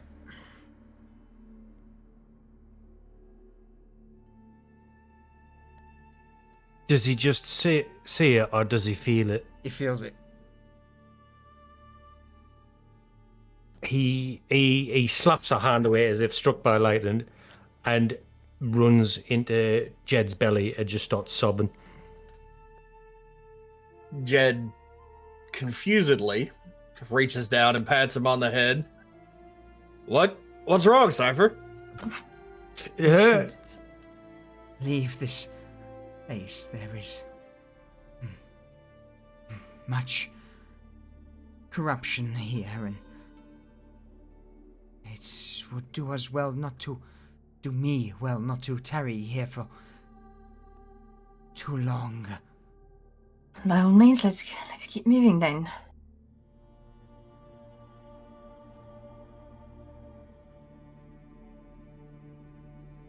As you all begin to make your way back north along the route through the Stillborn Forest into Malmstown and back into lower streets, again, this will take a good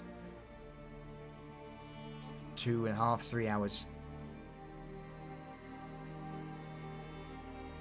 You eventually reach the junction from where north would head into Market Row, east would head towards the Baron's Folly, and the botanist, at this point, having cast Minor Illusion again once upon her to, or Druidcraft, should I say, to return to her normal human form,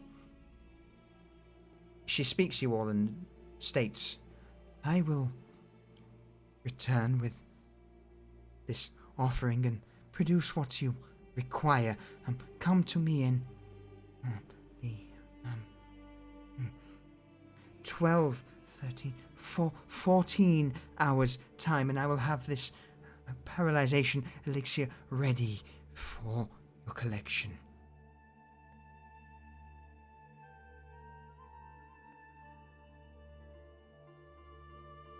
Okay. All right, and Reza hands over the spores. You know,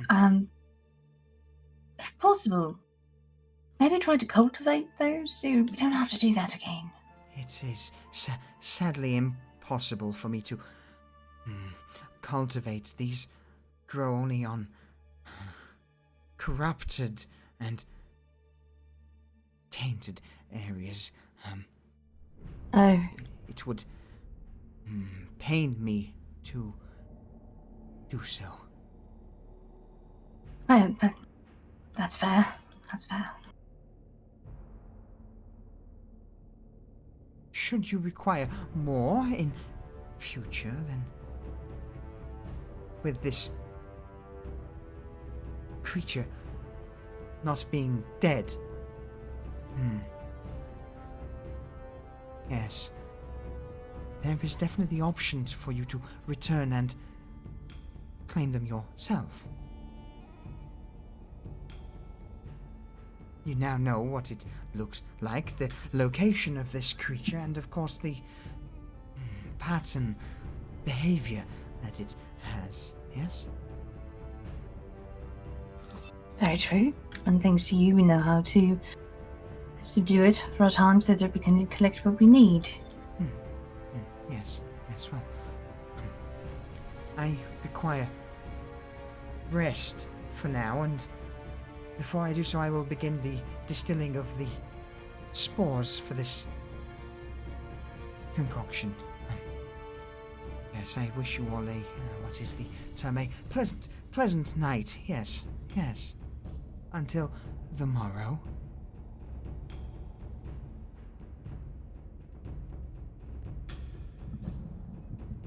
Reza nods. the Dryad offers a nod to the rest of the group before her eyes fix lastly on Cypher. Yes, quite. Until tomorrow. And with that, she immediately turns her back and begins to set off at the junction towards Market Row, allowing you a chance to return to the Baron's Folly. Where there, I would imagine you all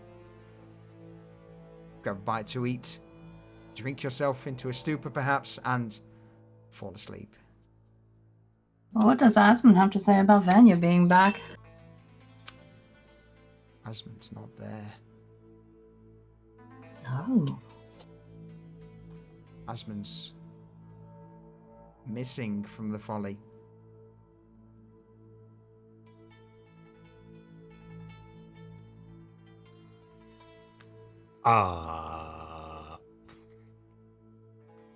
Is Falcor there? No. But that we will pick up next week on Pariahs. Though I will say, It probably doesn't feel like you deserve it, but if you'd have thought that, congratulations on level 4. If we'd have fought it. Nope. Congratulations on level 4. If you'd have fought it, it'd have been a hell of a lot worse. But regardless, you bested it through guile and smarts. My huge brain.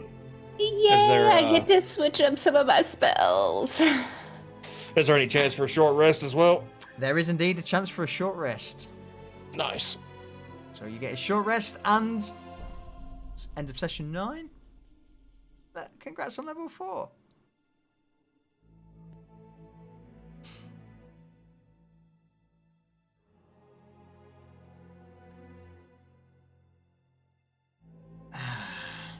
Wow, I only needed 1 hit die. Level up hype. Yeah.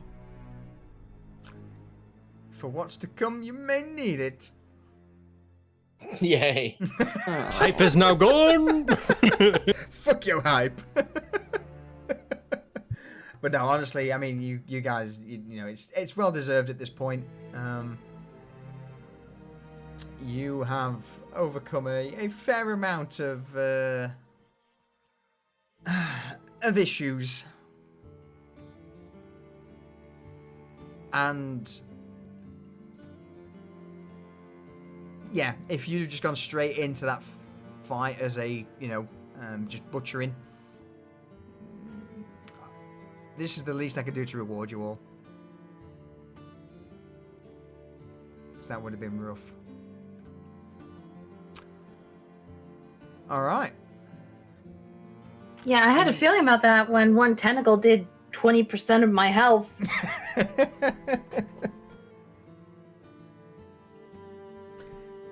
Any closing comments? Questions? It was good to have jump back.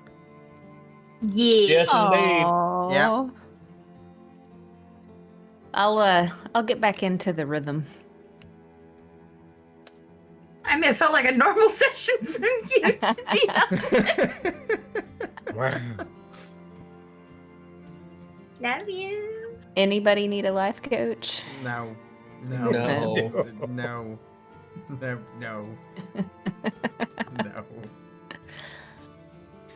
Well, if there is nothing further to add, we'll do the usual closing statement. Good night, Chad. Good night. Night. Good night, chat. Boop. Oh, all right, everyone. Thank you very, very much for tuning in. Oh God, that's loud. Oh, I hope you enjoyed it. So, we'll flip over to there. I will also flip over to the ending scene. And we will find someone to raid.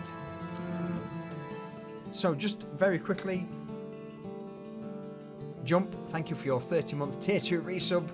Arilyn, thank you for your 18-month 18-month resub. I appreciate that. And last but not least, Guild Superior, thank you for the follow. I hope you all enjoyed it. We will be back, of course, next Sunday for episode 10 of Pariahs to see what happened with Asmund, Falco, and see if the party push on to assault the headquarters of their rival, Anvara Taban. But for now, I'll leave you all with a little bit of music while we find someone to raid. So again, everyone, thank you very much for the support. See you all next Sunday. Ta-ta for now.